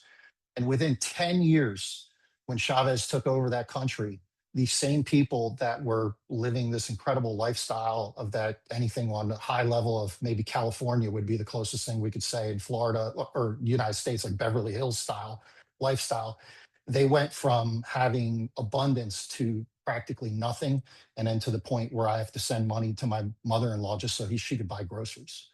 The entire economy was collapsed. The thing that, like I was talking about earlier, about the bread lines in Poland, Venezuela had stacks, if you can imagine, $100 bills just stacked 5-6 inches tall and wrapped up with rope, laying all over the side of the roads, and no one wanted to pick them up, because 1.4 million believers was worth about 40 cents. You could literally fill the back of a dumpster with all of that money, and it wouldn't even buy you much less groceries for the week. So I saw what happened on 2020, and I immediately sprung into action, because the main reason Venezuela was essentially taken over by Chavez was an election. These people were very smart. This was not a third world country. Most of the people there were college educated. And like I said earlier, they had their own movie stars, engineers. It was literally like a very, very rich economy. I would even say that at one point I wanted to move there, because in certain aspects it was better than the United States. Gasoline at the time was 12 cents a gallon. So I was thinking about buying a big Hummer and basically living the life down there. But just to give you an example, like everything fell apart. Her movie star friends escaped to United States if they were able to get out of the country. Some of them now are like just cooks, and essentially they live this lifestyle of decadence and abundance. And now they're just very grateful that the United States offered them a home to escape the devastation that happened in that country. And if you've heard recently, there was actually earthquakes that came through and devastated a lot of the cities as well. So the country is an absolute basket case. But the one thing I will say that started all of it was a stolen election.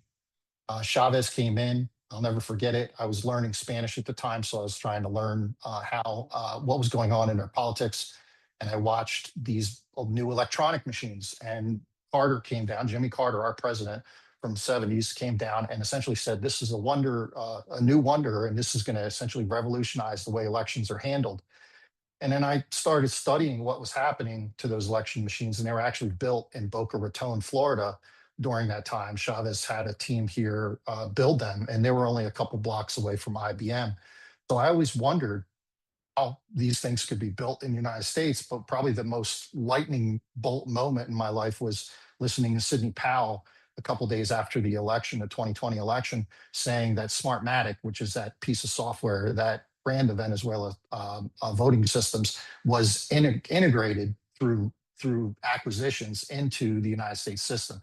So that's what basically got me off the couch and motivated to essentially get involved. And I will tell you that, like, essentially the one thing I watched in that 10 years of slow motion of what happened to Venezuela was you have to fight this before your pantries go empty, because while your pantries are full, that's the time to fight this, because right now in Venezuela, the only thing they worry about is try to survive from day to day. Nobody's thinking about politics. Nobody's thinking about trying to change their system or getting involved or from a political standpoint, because they are literally starving them to death.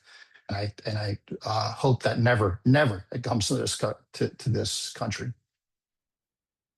So one of the things I was known for around the country was around the 2022 election, the primaries actually in Florida, I was using my knowledge of address analysis to go through the mail-in ballot voter rolls. And I was checking for, at the time, bad addresses. And this address popped out of like a pile of like 500 addresses.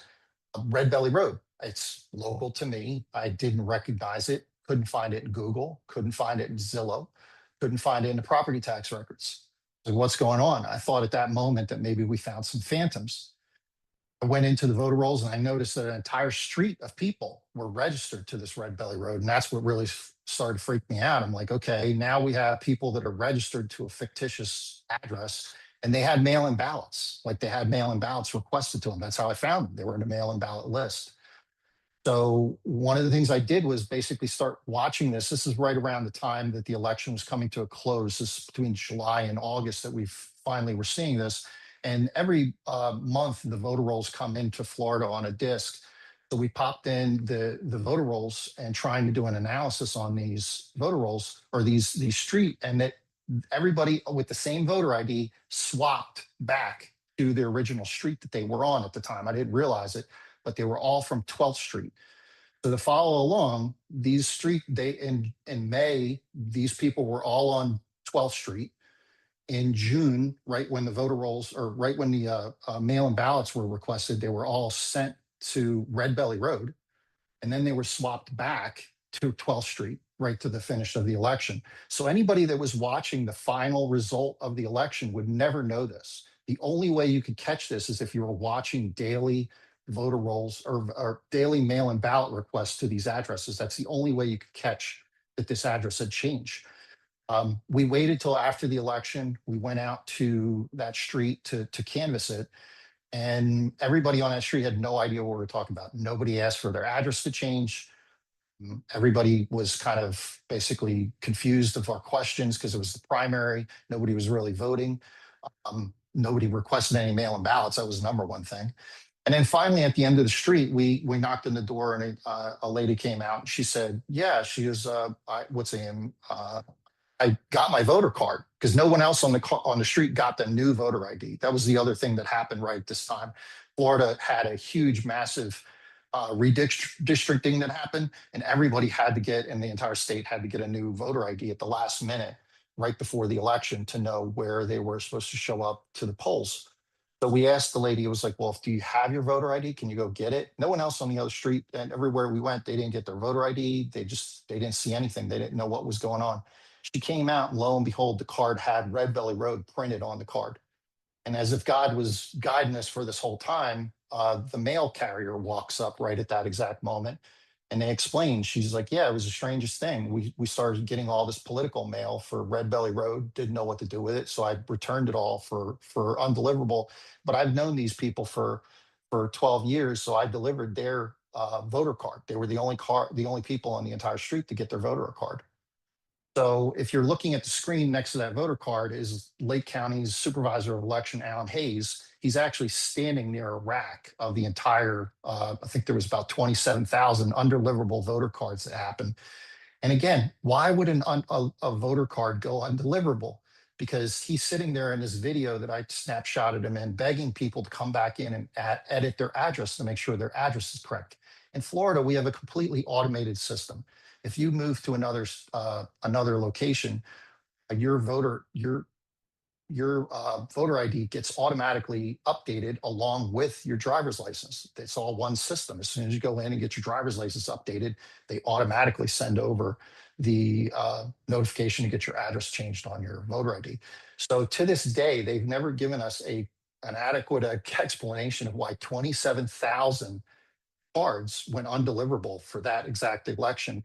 And the other thing is the cost of that. Like if you just did some quick math on just a very, very cheap printing, which these cards are pretty, let's just say $20, let's say $10 for each one of those cards to be printed, postage, and mailed. That's $270,000 that they basically just threw in the garbage, basically to just because they didn't care to check the addresses. And that's essentially what got me started for this. I mean, once I saw that, I had no doubt that I had to build a system to start monitoring Florida, because everything I was doing to that point was just kind of just running scripts on my server to check addresses. And with that, the People's Audit was birthed, and we went on a tear with some incredible volunteers across the state of Florida. We pushed and pushed both from the legislative standpoint, cleaning the voter rolls in multiple counties, a lot of volunteers going through rows and rows and rows of data from our reports coming out of the People's Audit, as well as sitting down with their elected officials to press them on what needed to be changed and fixed.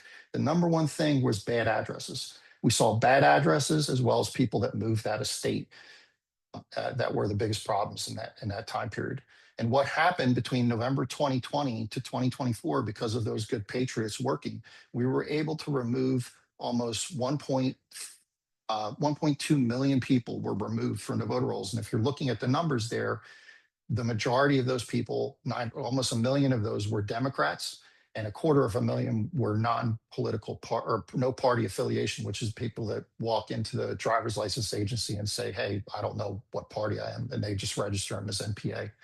And that is what flipped Florida. If you've heard the dominance about how Florida turned from blue to red, we were heading down for years. But if you saw the size of the flip that happened between 2020 to 2024, we went from positive 100,000 Democratic registrations to now positive over 1 million registrations.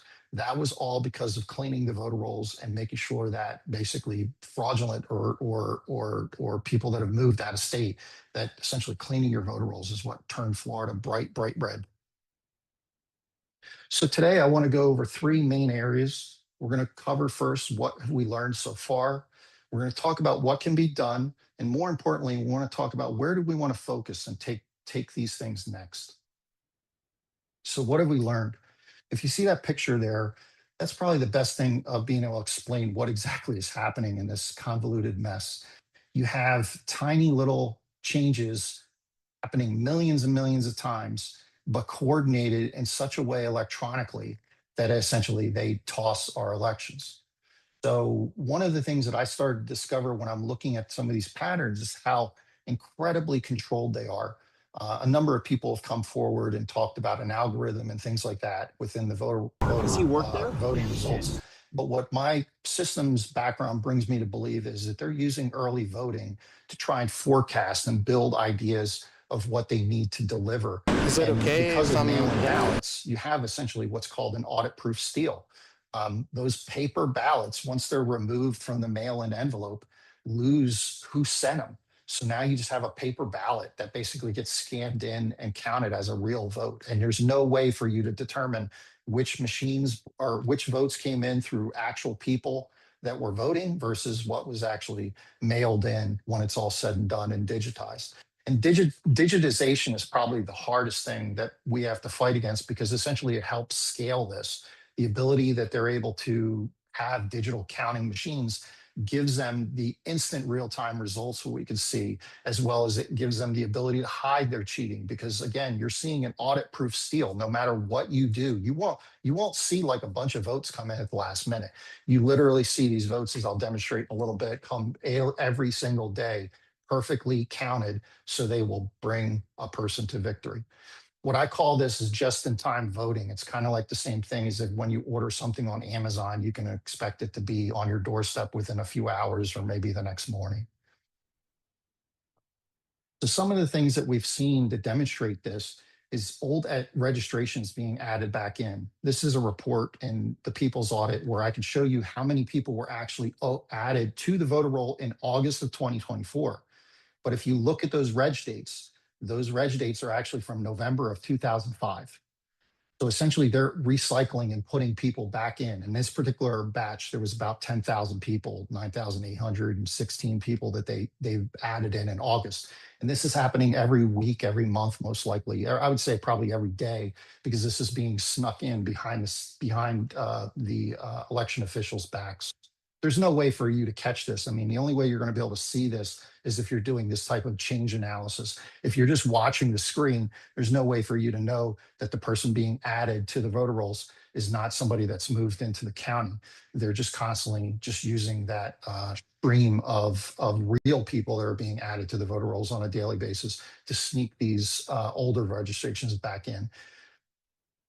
And then with that, they're quickly removed. So as soon as we see all this ramp up, I call it the pump and dump, you'll see these people get pumped into the system. And then right after the election, even in some cases, the month of the election, they are quickly deleted. Most of the time, it's spread out over a 2 to 3 month period where we see a huge flush. And in Florida, it's a typical pattern of about 150,000 get added and about 150,000 get removed every single election season we see. So in this particular county is Palm Beach County in the election of 2022. This system that we have, we track to see how many people were added to the voter rolls each month, how many people moved into the county, how many people moved out, and how many did the county remove. Well, if you follow that remove count all the way down to that orange number, you'll see that in just 1 month, in the month of November for the election of 2022, they removed 60,000 people.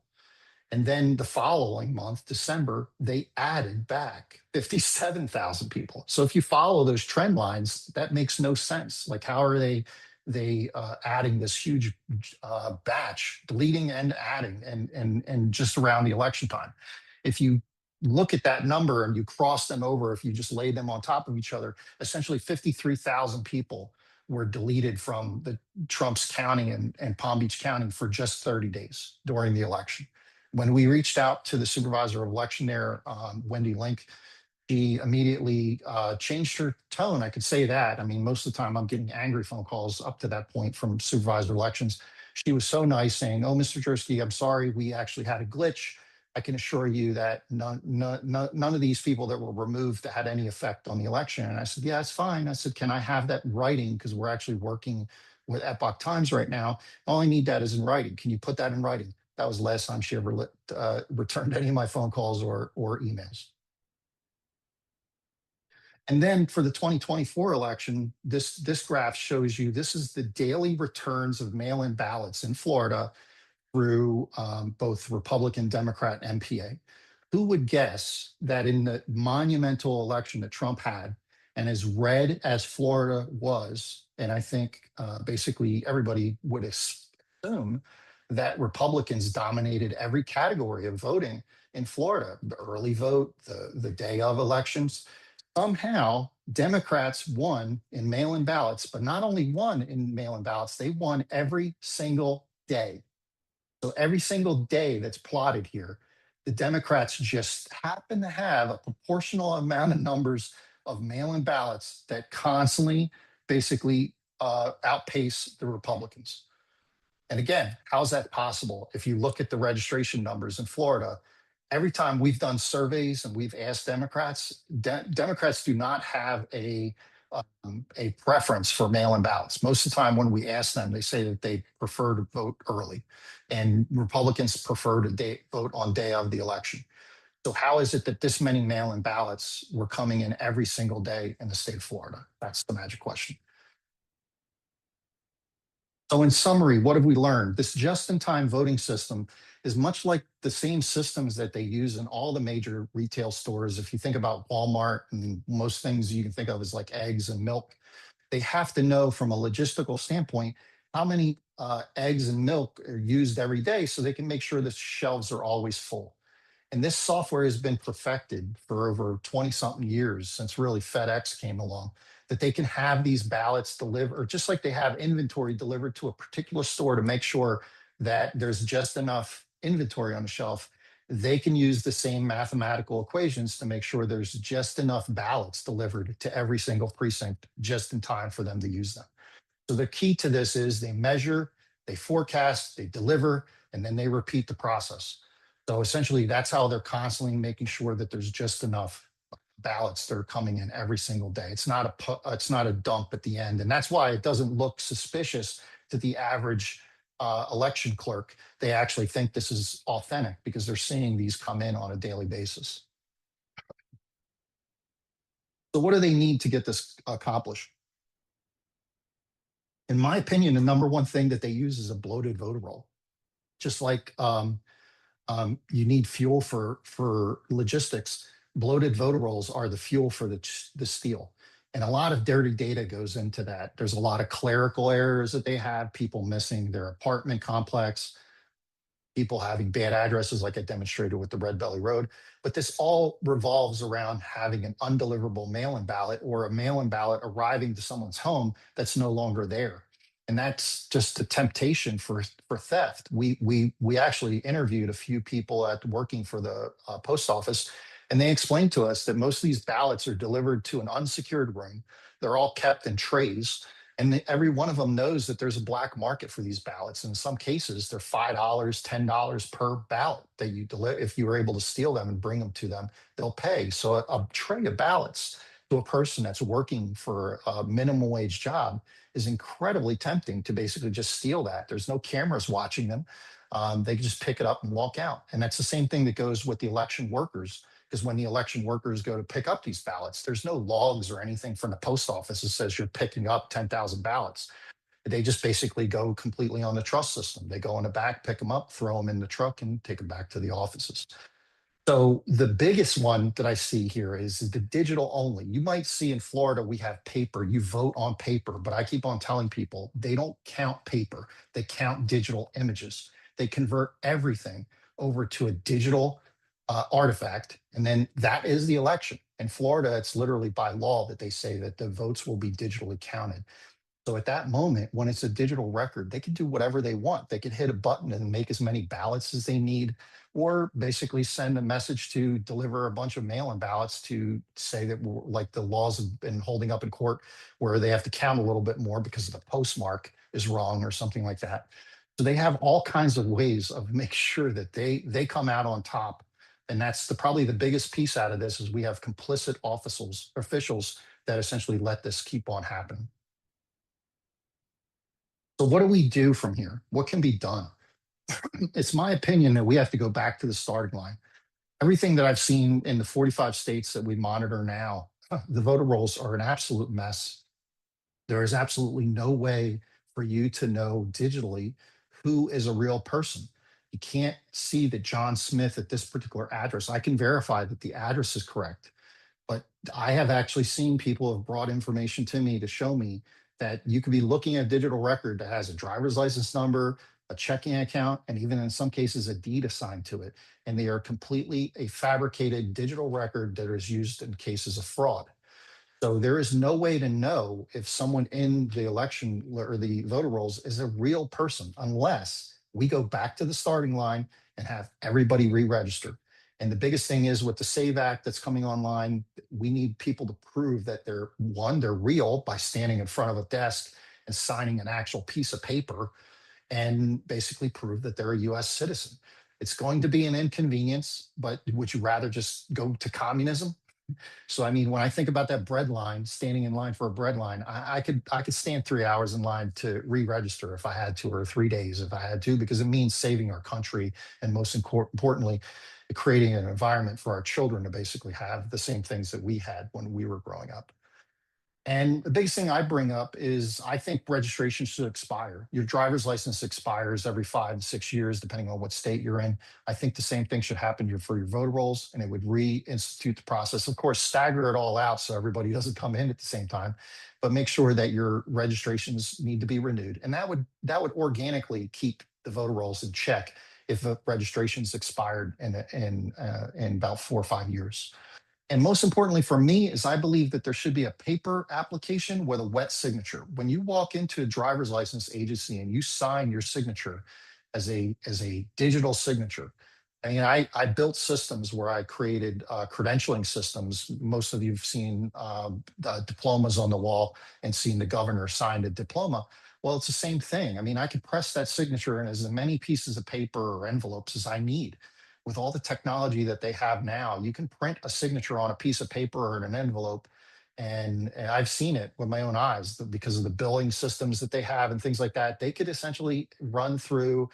There was one particular machine that actually creates the mail-in ballots. I think it does 25,000 mail-in ballots an hour. So you could fill a box truck within 2 to 3 hours with as many ballots as you need printed and signed by as many people as you need to. And they could be delivered. Again, there's no way of knowing that that's a real signature unless you put it under a magnifying glass or a microscope to see if the signature was actually printed. And I personally, the way I do my approach is what's called CAS. CAS is a post office standard that's been around since the early 2000s. It's the reason when you go online and you try to buy something, it might say, can you confirm your delivery address? And the easiest way to notice is that they'll add an extra 4 digits onto your zip code. Whenever you go through that process online, you can imagine that Amazon is not sending a $5,000 laptop to an address that you just wrote. They verify that that's an actual physical address. And that's the easiest thing that we can do. This could be all tied in that when you register, your address is checked and you have to confirm it. You do it every day when you purchase anything online. It's a shock that this wasn't being done by our election officials. And this would guarantee that your address is confirmed and deliverable. And it also qualifies you for cheaper postage. So it's another reason I don't understand why the government doesn't use this. And then what we do with our systems is we monitor the voter rolls every month. We don't wait for the last minute for the elections or do postmortems. This is an ongoing daily process for us. So we're constantly looking for clerical issues, people leaving off the apartment complex, misspelling of names, things like that, missing last name, same first name as last name. There's so many things that we see. Address issues is one of the things I brought up earlier. Moved and registered in a new state, which I'll demonstrate how we can do that now too. And as well as comparing to obituaries to try and find dead people on the voter rolls, and the suspicious changes that I've shown you above where we were showing people being injected in the voter rolls or mass deletions and adding back in. Those are the kind of things you can only catch is if you're looking at those voter rolls on a consistent monthly basis. And the one thing I wanted to bring up that we're going to be bringing out for training here shortly is NVRA. NVRA is called the National Voter Registration Act. And that's actually something I'll go into a little bit about. That's a federal law that's within our favor.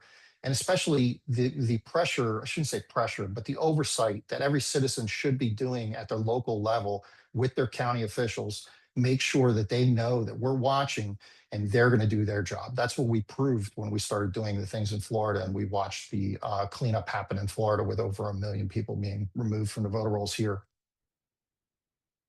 So the people audit, which I've basically kind of founded myself, I've joined forces recently with Eagle AI, which expanded our team, and we have an incredible team that's put together, especially with our reach now for data. And we created the Elector List. ELLY is the abbreviation, ELLY, and each one of those colors stands for something that we cover in the election list that I'll show you in just a second.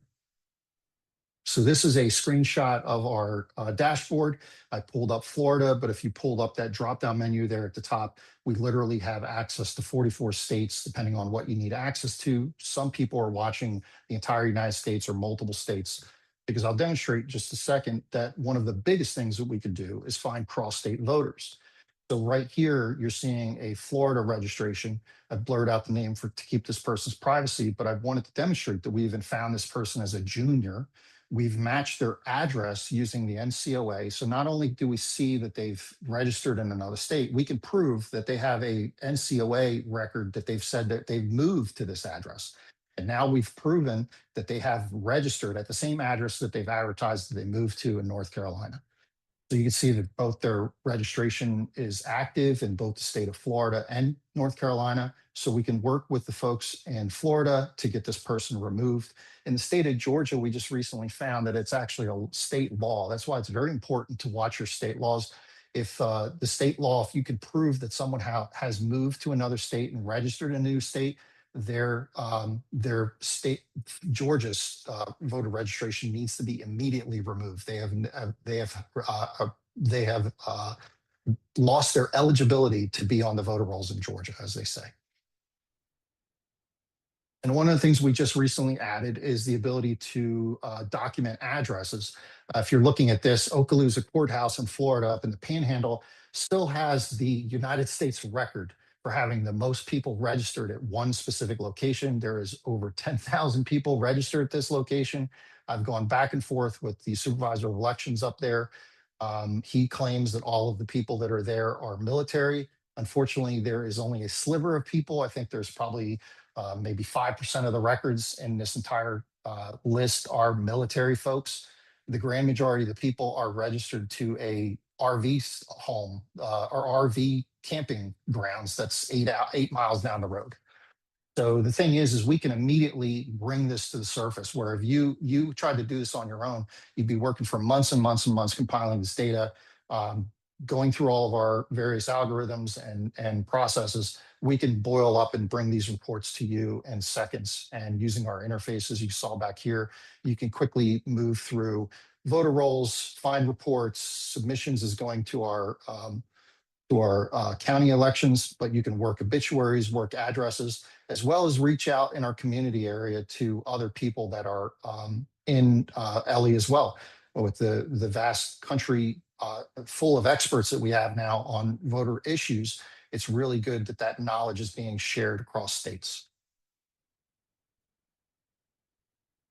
So what has the electorlist.com done? Please make note of that link if you want to go and get involved more. You can go to the electorlist.com and fill out our contact form, and we can get you involved with some of the local people in your state. But we are currently monitoring 45 states plus DC. It's over 97% of the US population. And we have currently over 230 million current registrations. There's really actually 800 million records because we're watching voter rolls on a monthly basis. So our system is growing.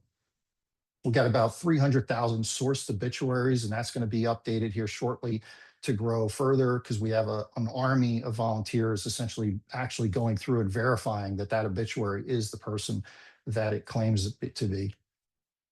And then also moves. We're using the NCOA, which is the National Change of Address, to basically find cross-state voters. So far, we've identified 5 million cross-state voters, and we can, like showed you on that report earlier, immediately point those out to those county officials for removal. And we're also cross-checking across 160 million property tax records across the United States. And what that gives us is the ability to quickly find what's called non-residential properties. These are properties like gas stations, strip clubs, bars, anything that people shouldn't be registered to vote at. We can quickly identify those by going through the property tax records and essentially bringing those to people's attention. So again, Ellie, the elector list. We're currently organizing teams in every state. I think we're up to about 600 plus users. Some states are very active as far as working with doing obituary cleanup and things like that. But we'll try to get you involved with a team effort, so you're not trying to do this alone. It really is a team effort, because there's a lot of knowledge that is accumulated over the last really 6 years that we've been doing this. Then those county people, or those people at the local level, start building relationships with the county officials and bringing this data to them. And of course, we also work back and forth with the DOJ to bring a lot of these issues to light. One of the things I'll be going over in just a second here is I want to be, the things that we're bringing forward is the NVRA training, the National Voter Registration Act training. We're going to be bringing that online here shortly. as well as being monitoring the midterm elections for 2026, as well as the next presidential election in 2028. Again, if you want to grab a screenshot of that, electorlist.com, that's the place to go to get signed up for Ellie. Let's go over NIVRA a little bit. For number 3, where do we focus? NIVRA was something not a lot of people were talking about, National Voter Registration Act. It was actually what's called the Motor Voter Act. It was passed back in 1993. A lot of people were focused on HAVA because HAVA covers the machines, but NIVRA is very specific when you go through it to see what's involved with the voter rolls. And one of the biggest things that it states clearly in federal law is the state shall remove ineligible voters, mandatory, not optional. And more importantly, they can't mark them inactive. They have to remove them. When you prove to the officials that they are no longer eligible, and why are they ineligible? They've died, they've moved and registered in another state, their voter information is not completed, like a missing apartment or something like that. When you prove to them that they are ineligible to be registered in that current state, there's 2 things that the officials have to do. They either need to get that voter roll corrected or they have to remove them. And specifically outlines 2 grounds, which mean is in the statute is how to remove dead people and how to remove people that have moved out. There's no argument. There's no ambiguity. We've heard over and over from the local county officials. Some people give us the runaround or volunteers a runaround and say that they want 5 copies. They want a death record. They need a family member to fill something out. No. Federal law makes it perfectly clear the evidence that you need to basically show, and more importantly, gives you a recourse if they don't follow the rules. So essentially, their records for NIVRA must be retained for 2 years. You can go and FOIA and ask them, and that's been working out a lot to our favor, because one of the things that's been going on in Florida is we have been asking for people that have been removed for the last 2 years for what reason. We can clearly identify that people have been self-reporting that they are non-citizens and asking to be removed because they're going through the naturalization process. Well, magic question is, how did they get on the voter rolls to begin with? And some of them voted that we went through and verified. So these records are really a gold mine to see first and foremost, are the elected officials doing their job, and give you some insight into exactly why we have some of the problems we have with some of our voter rolls. And that evidence creates an obligation. There has to be documented proof that they're removing people every month, or have at least a program. Some states basically do it all in the span of maybe 2 or 3 months before an election. But as far as the law is clear. They're supposed to be constantly cleaning the voter rolls and removing people that are ineligible. And basically, if they don't, and you can prove it, the citizens have every right to sue them. The county, the citizens of that county can basically sue the county, saying you are not in compliance with federal law, because it clearly states that they have to be doing this. And most importantly, when you notify your county officials and your Secretary of State, a 90-day clock starts right on that written notice. They have 90 days to respond to you per NIVRA to tell you that they they're going to be investigated, but they have to respond to you. If they don't respond to you, that non-compliance that they haven't responded could be now referred to the DOJ to Civil Rights Division to show that your county and state officials have neglected a citizen's petition to basically know that a particular ineligible voter has not been removed from the voter roll or hasn't been addressed. So bottom line, clean voter rolls are not optional. It's the voter roll. I'm sorry, it's the law. They don't have any excuses. So what can you do? And this goes into where we can focus. You have to get involved locally. There's really, this is a local issue in your backyard. The reason I found Red Belly Road is because I know my streets. I know my local area. The reason it jumped out at me is because I immediately recognized that road wasn't around this area. Same thing goes for anybody else. Like if you're looking at roads across the whole state of Florida, it's nearly impossible to know that something's wrong with that particular road. You might have some data, things like that. But that local knowledge of both locations and addresses, as well as people, knowing that your neighbor passed away or some kind of information, your neighbor moved away, That's information that only local citizens would know. And that's why it's integral to basically help to review those voter rolls.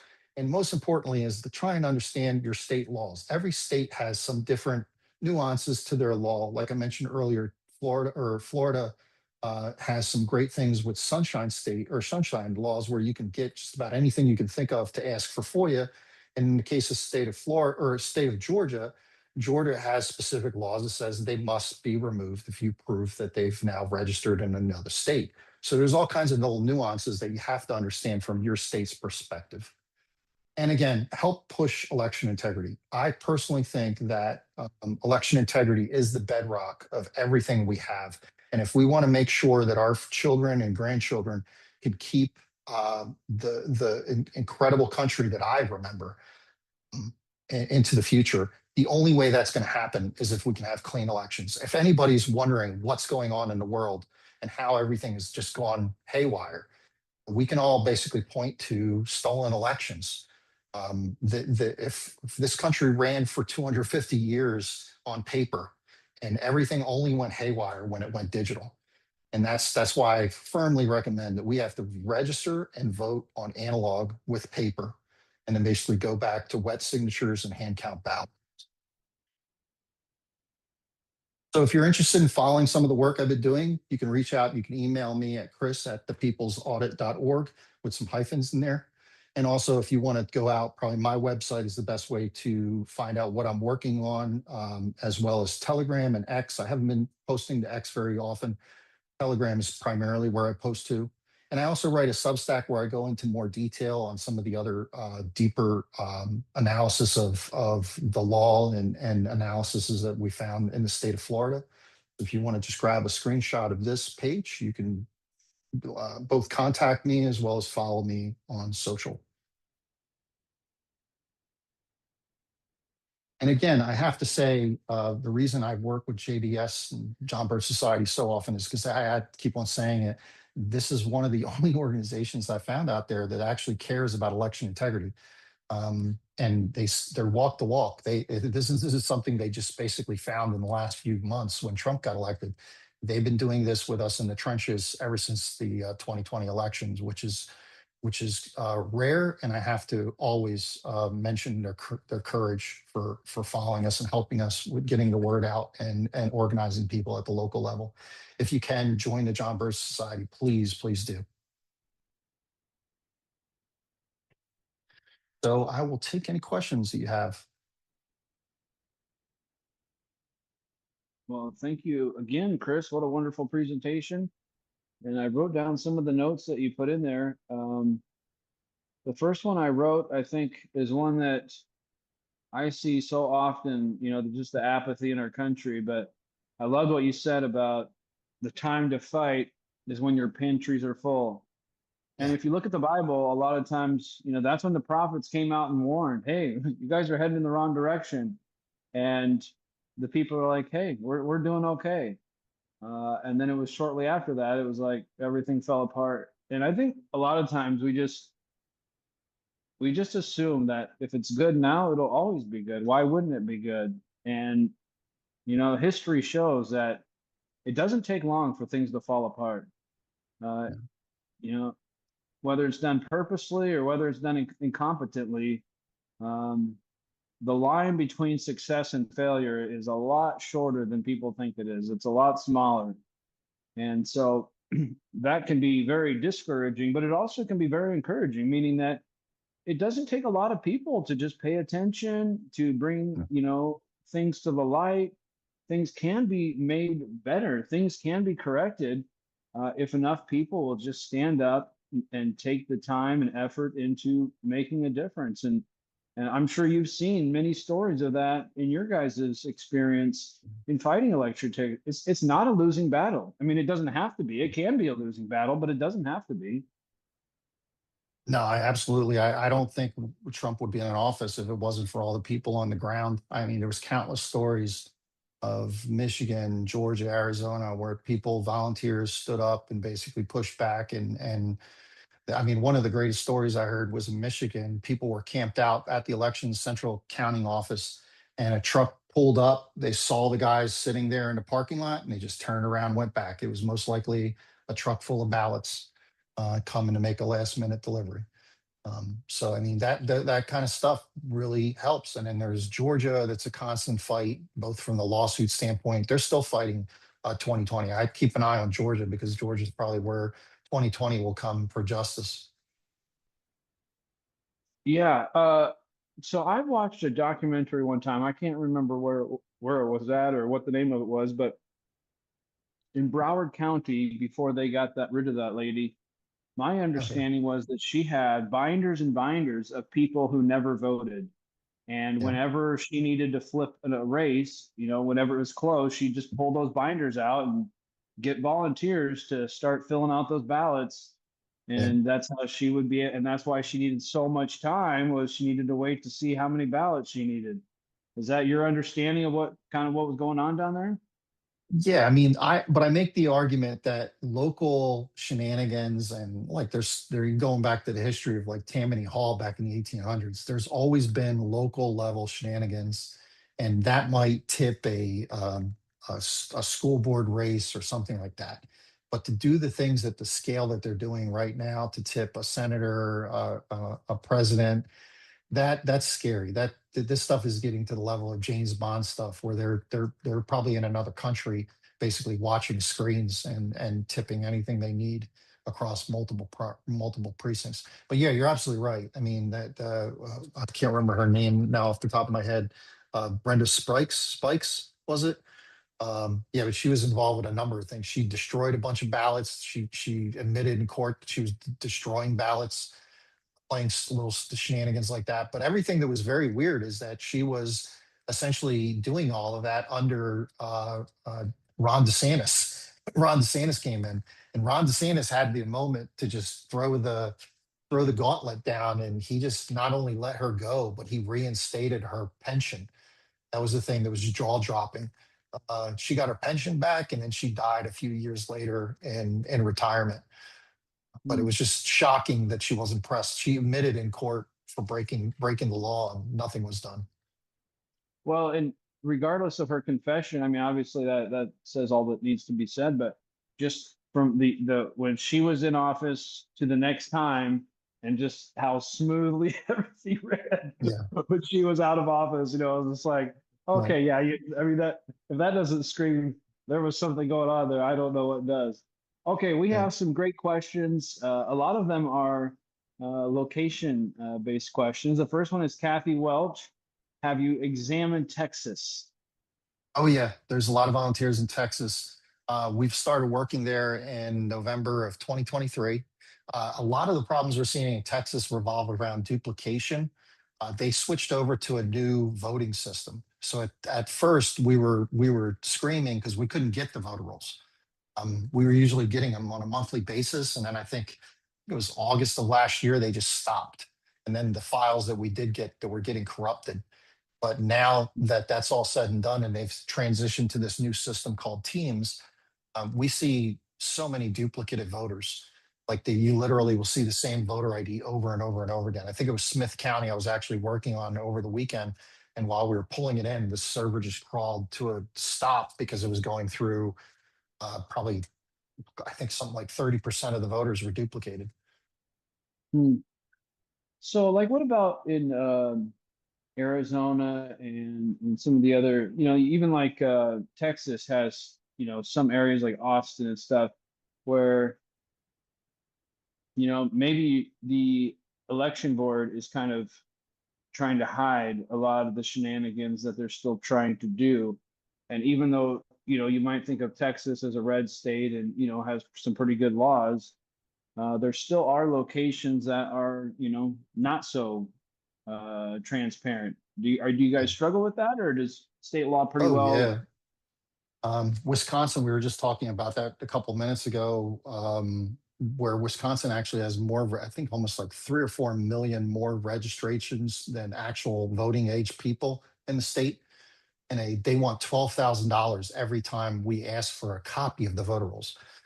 We just got the bill back. The Eagle AI has spent $800,000 to get both voter rolls as well as pay for data to verify this. So if you feel like donating, you can donate, please do, because it is still costly to get this data. But yeah, like it goes from state to state. With my change analysis, I can see how they clean the voter rolls and who's actually moving off. And I watch it with my own eyes. In some states, they do nothing. They absolutely remove nobody from the voter rolls. They just keep on adding people, adding people, adding people.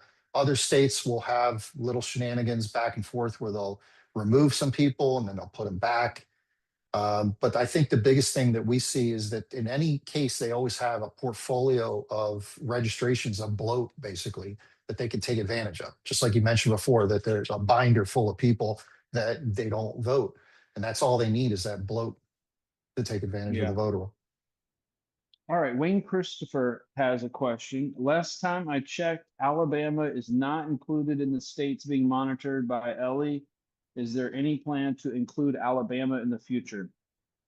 We have Alabama, just that Alabama was $40,000 a year.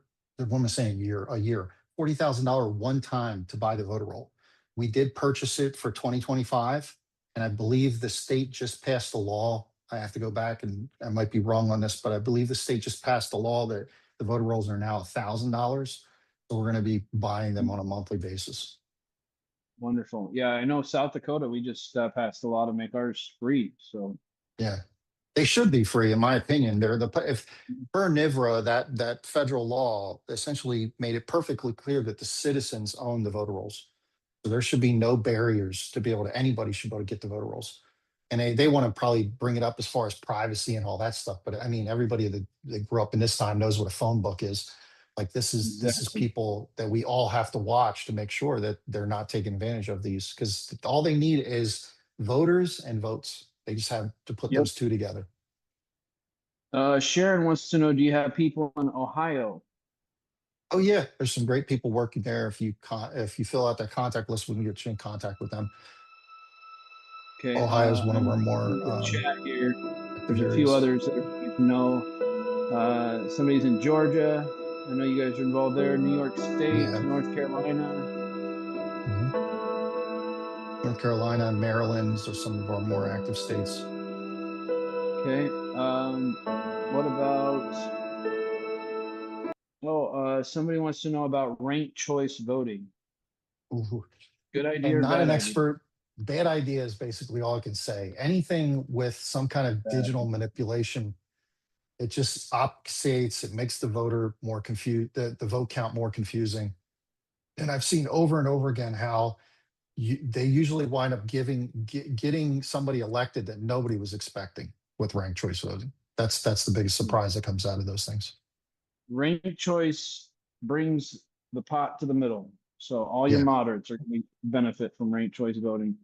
Okay, Kathy Welch says, my election administration adamantly says she cannot remove voters. I sincerely believe that she is one of us, but she insists her hands are tied.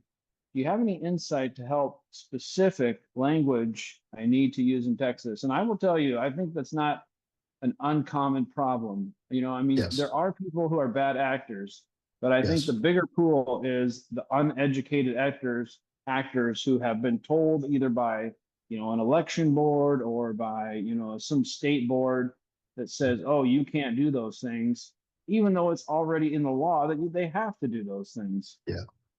There two things have been going on. We had Democratic lawyers, Mark Elias is one of probably the biggest ones, going around suing people.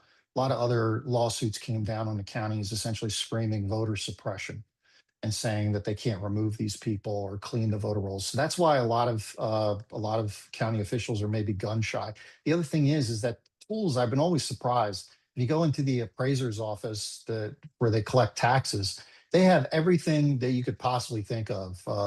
Credit checks, basically GIS systems, all this incredible technology to figure out exactly, like if aerial photography, if you put a shed in the back of your yard, your tax bill gets like increased within like a month because they took a picture of it with an airplane and ran it through AI. But when it comes to the election officials, they literally like throw this one thing in front of them and say, you're allowed to use this system, which is called ERIC. So it's controlled by the state. They have to walk a very thin line of saying you're only allowed to use what the state gives you permission to use. And what we're going out and telling people is, sorry, federal law says that you must have a program. And if that program isn't viable, like if we could prove to you that Eric, because we've done it over and over again, that Eric's not doing what they're supposed to be doing, you need to get rid of them and you need to start cleaning the voter roll. They have no excuse. Federal law dictates that they must have a program and they must be removing ineligible voters. Now, that's the problem. A lot of this comes around legal terminology.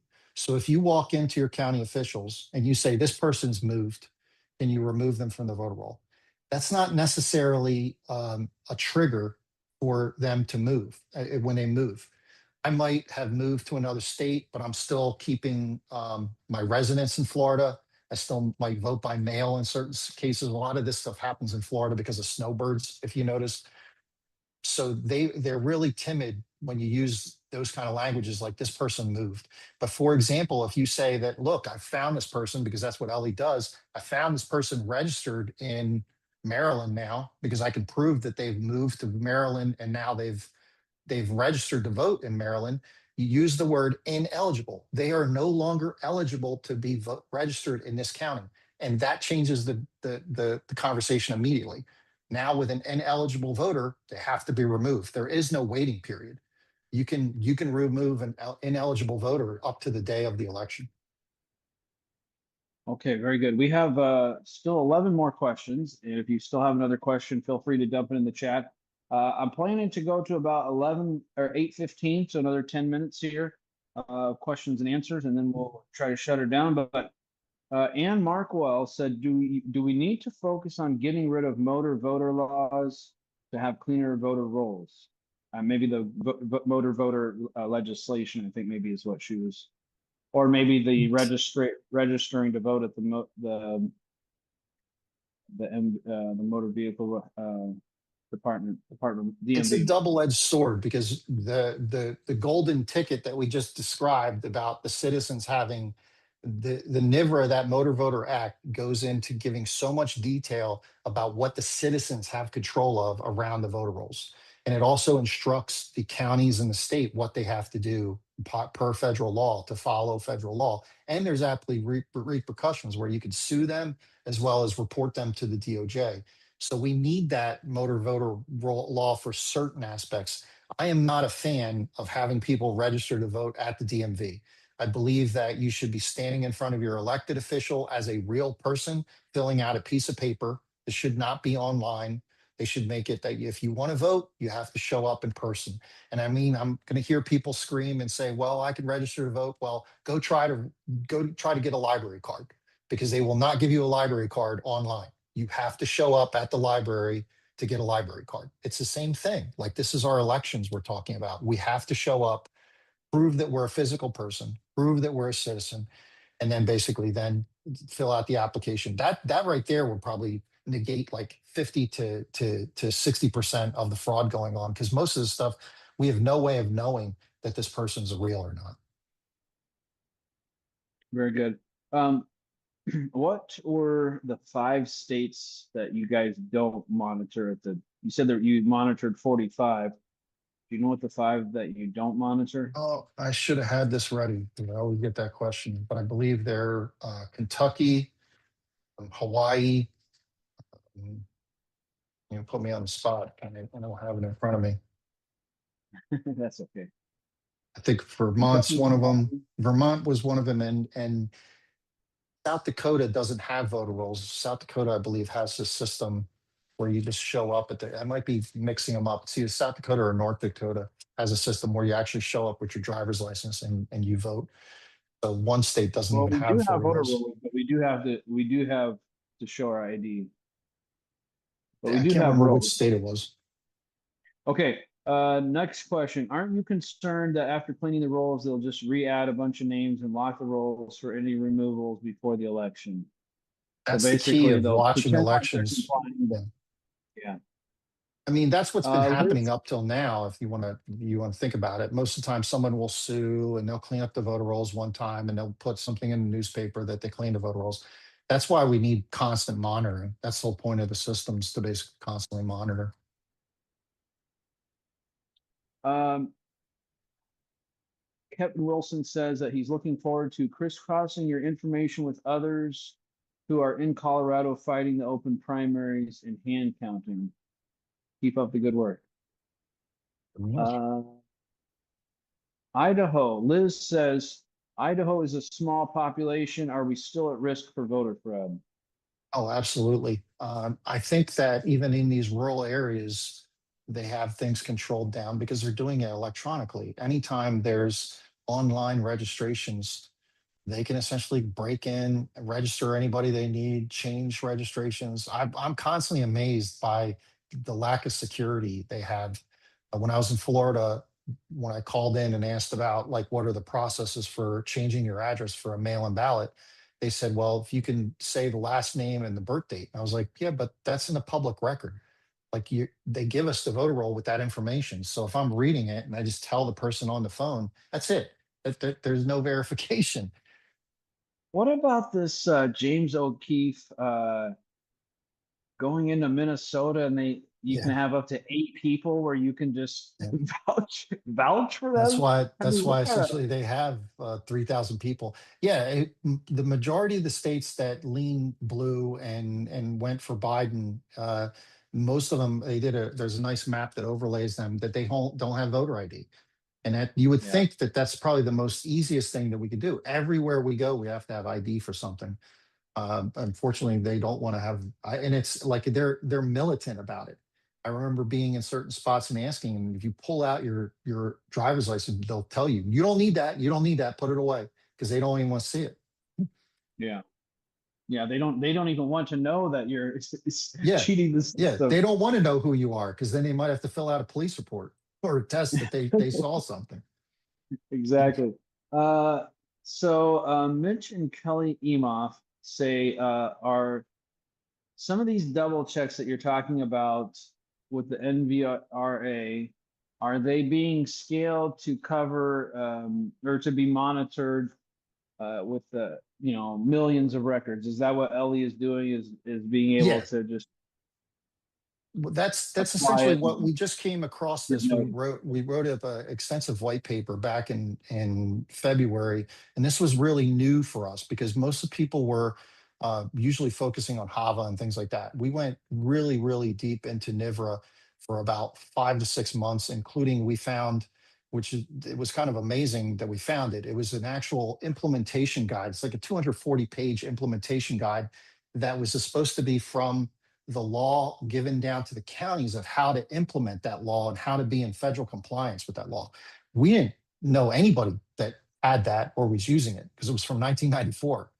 So we went through that rule book and have come out with a citizen's guide and some other things that we're going to be releasing and using that for training.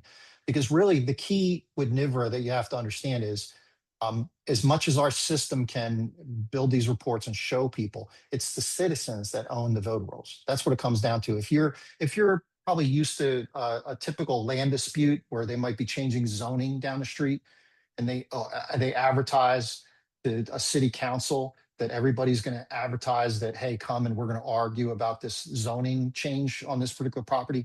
Think of the voter rolls the same way. The voter rolls are a community tool. They are your precinct. They're owned by the citizens.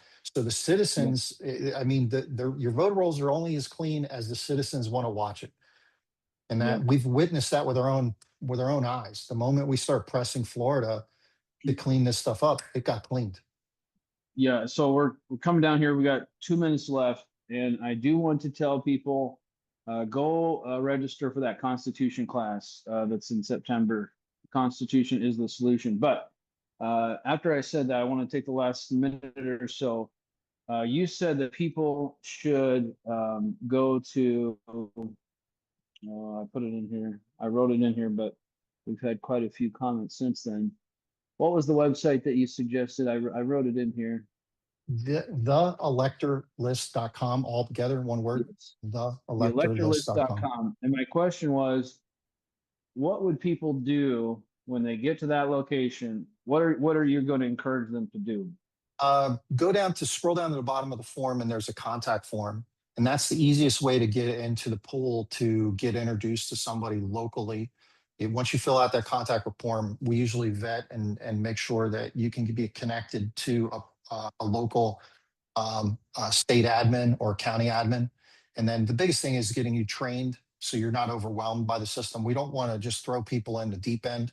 There's a lot of data there. There's a lot of stuff that you have to understand. True. The other thing is it depends on your skill level. Like if you've been doing election integrity for a few years, a lot of this stuff's going to be nothing for you to understand. But some people just are brand new and they're just trying to understand like what they can do, how they can help. We have paths for every one of those people. Awesome. Well, Kris, that brings an end to our session. I enjoy every time you come on and share with us. You have a wealth of knowledge, and I would recommend people go to the electorlist.com. Don't forget to sign up for the Constitution class. I'm a little bit biased because I host the Constitution class, but I just know it'll be a blessing to everybody who attends. But we do have a lot of work to do, and as Kris has said, it's up to us. I mean, nobody else is going to come do it. If we don't do it, nobody else will. And if you don't get involved,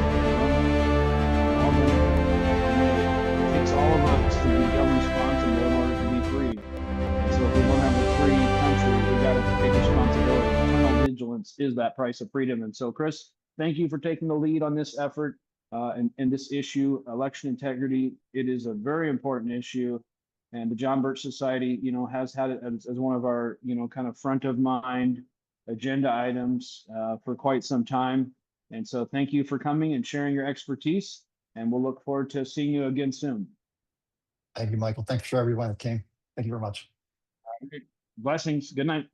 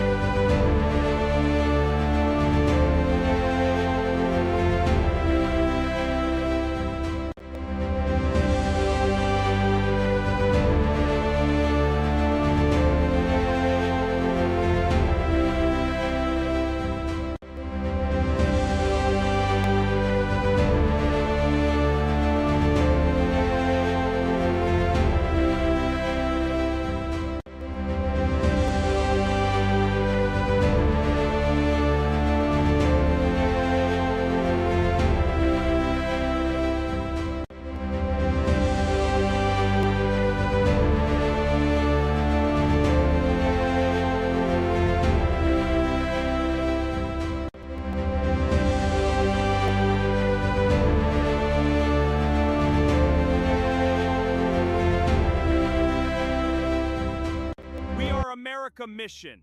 Make America your mission.